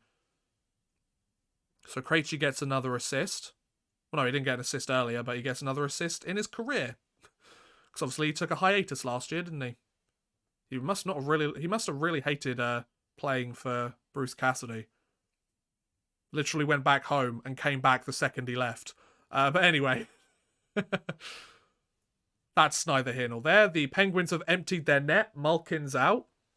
I assume it's going to be all of the Penguins' top guns and Evgeny Malkin. Oh, we got an attempt for a goalie goal. It's going down. Oh, Linus Ullmark tried to get a goalie goal. 1 minute and 19 seconds left in the third period. Linus Ullmark went for that. He was going to try and get a goalie goal at the Winter Classic. That would have been awesome. But no, he misses that wide. And there's an icing call. I like the attempt, though. I like the attempt. Fair play, Ullmark. Although it is a 1-goal game. Bit of a risky thing to do in the circumstances. I assume there's going to be a timeout made here. Assume the Penguins are taking a timeout. I will credit him for trying, though. Not a bad situation there for them, I think.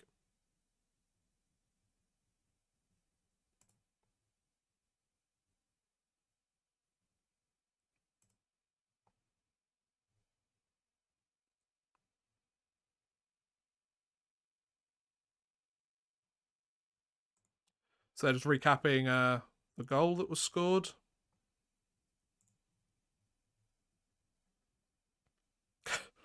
Hockey images that precede unfortunate events did Tristan Jarry's Winter Classic fit as their unfortunate event. Obviously, because he got taken out of the game.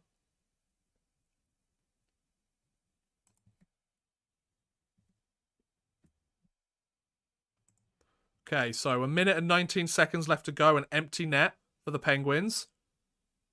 They're trying to do what they can to get it going. But the puck gets moved out, but the Penguins do still have possession.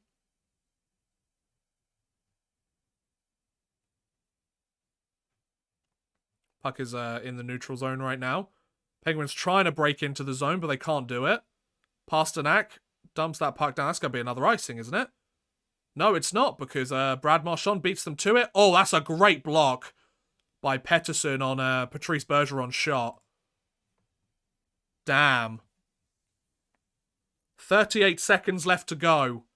The Penguins have the puck. Pettersson blocking that shot could be the difference maker here. That could have easily been a 3-1 game.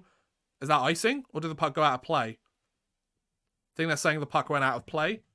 But it hit the glass beforehand. 27 seconds left to go. Are the Bruins going to hold on to their lead? Or will the Penguins tie it up in the dying minute of the game? That's a big hit. Marchand and Raquel come together.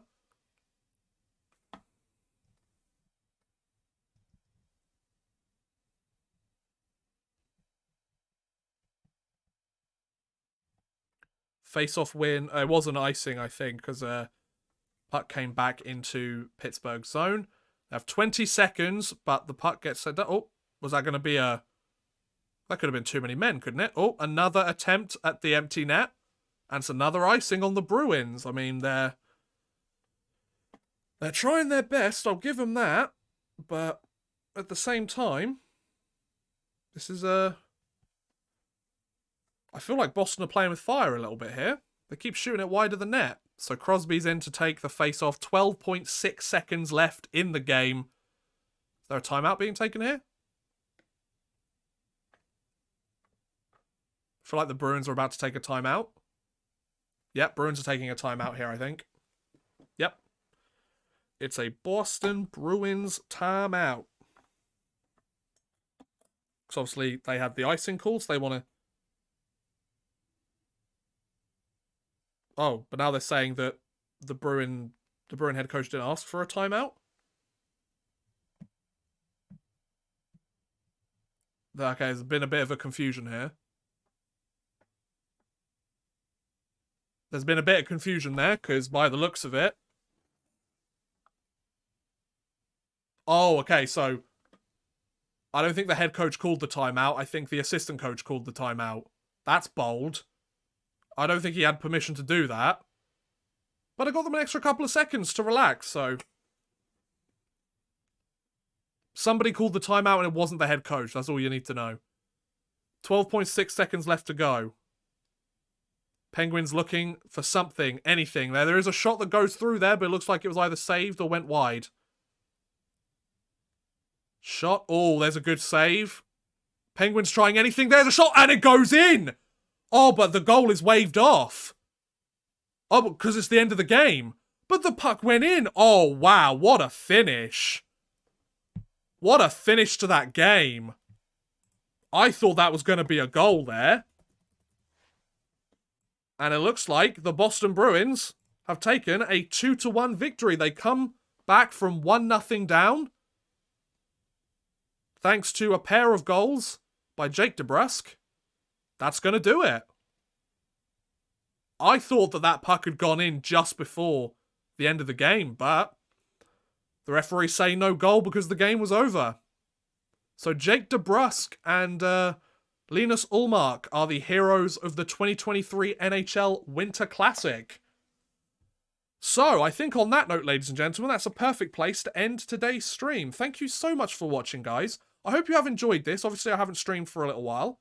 I'm glad that you guys... I'm really grateful that you guys decided to spend a couple of hours with me. We've been streaming for about 3.5 hours, so... You know what? I'm going to go and chill out for the rest of the evening, I think. I had a great time. Hope you guys have too. But yeah, feel free to subscribe. Feel free to like the stream. Feel free to super chat just before the end if you want to. You don't have to, of course. It's entirely up to you. But thank you so much for watching, guys. I've got some great videos planned for 2023, so do keep an eye out for them. Hopefully have one out either by the end of this week or next week. But yeah, thanks for watching, guys, and I'll see you again soon. Bye for now.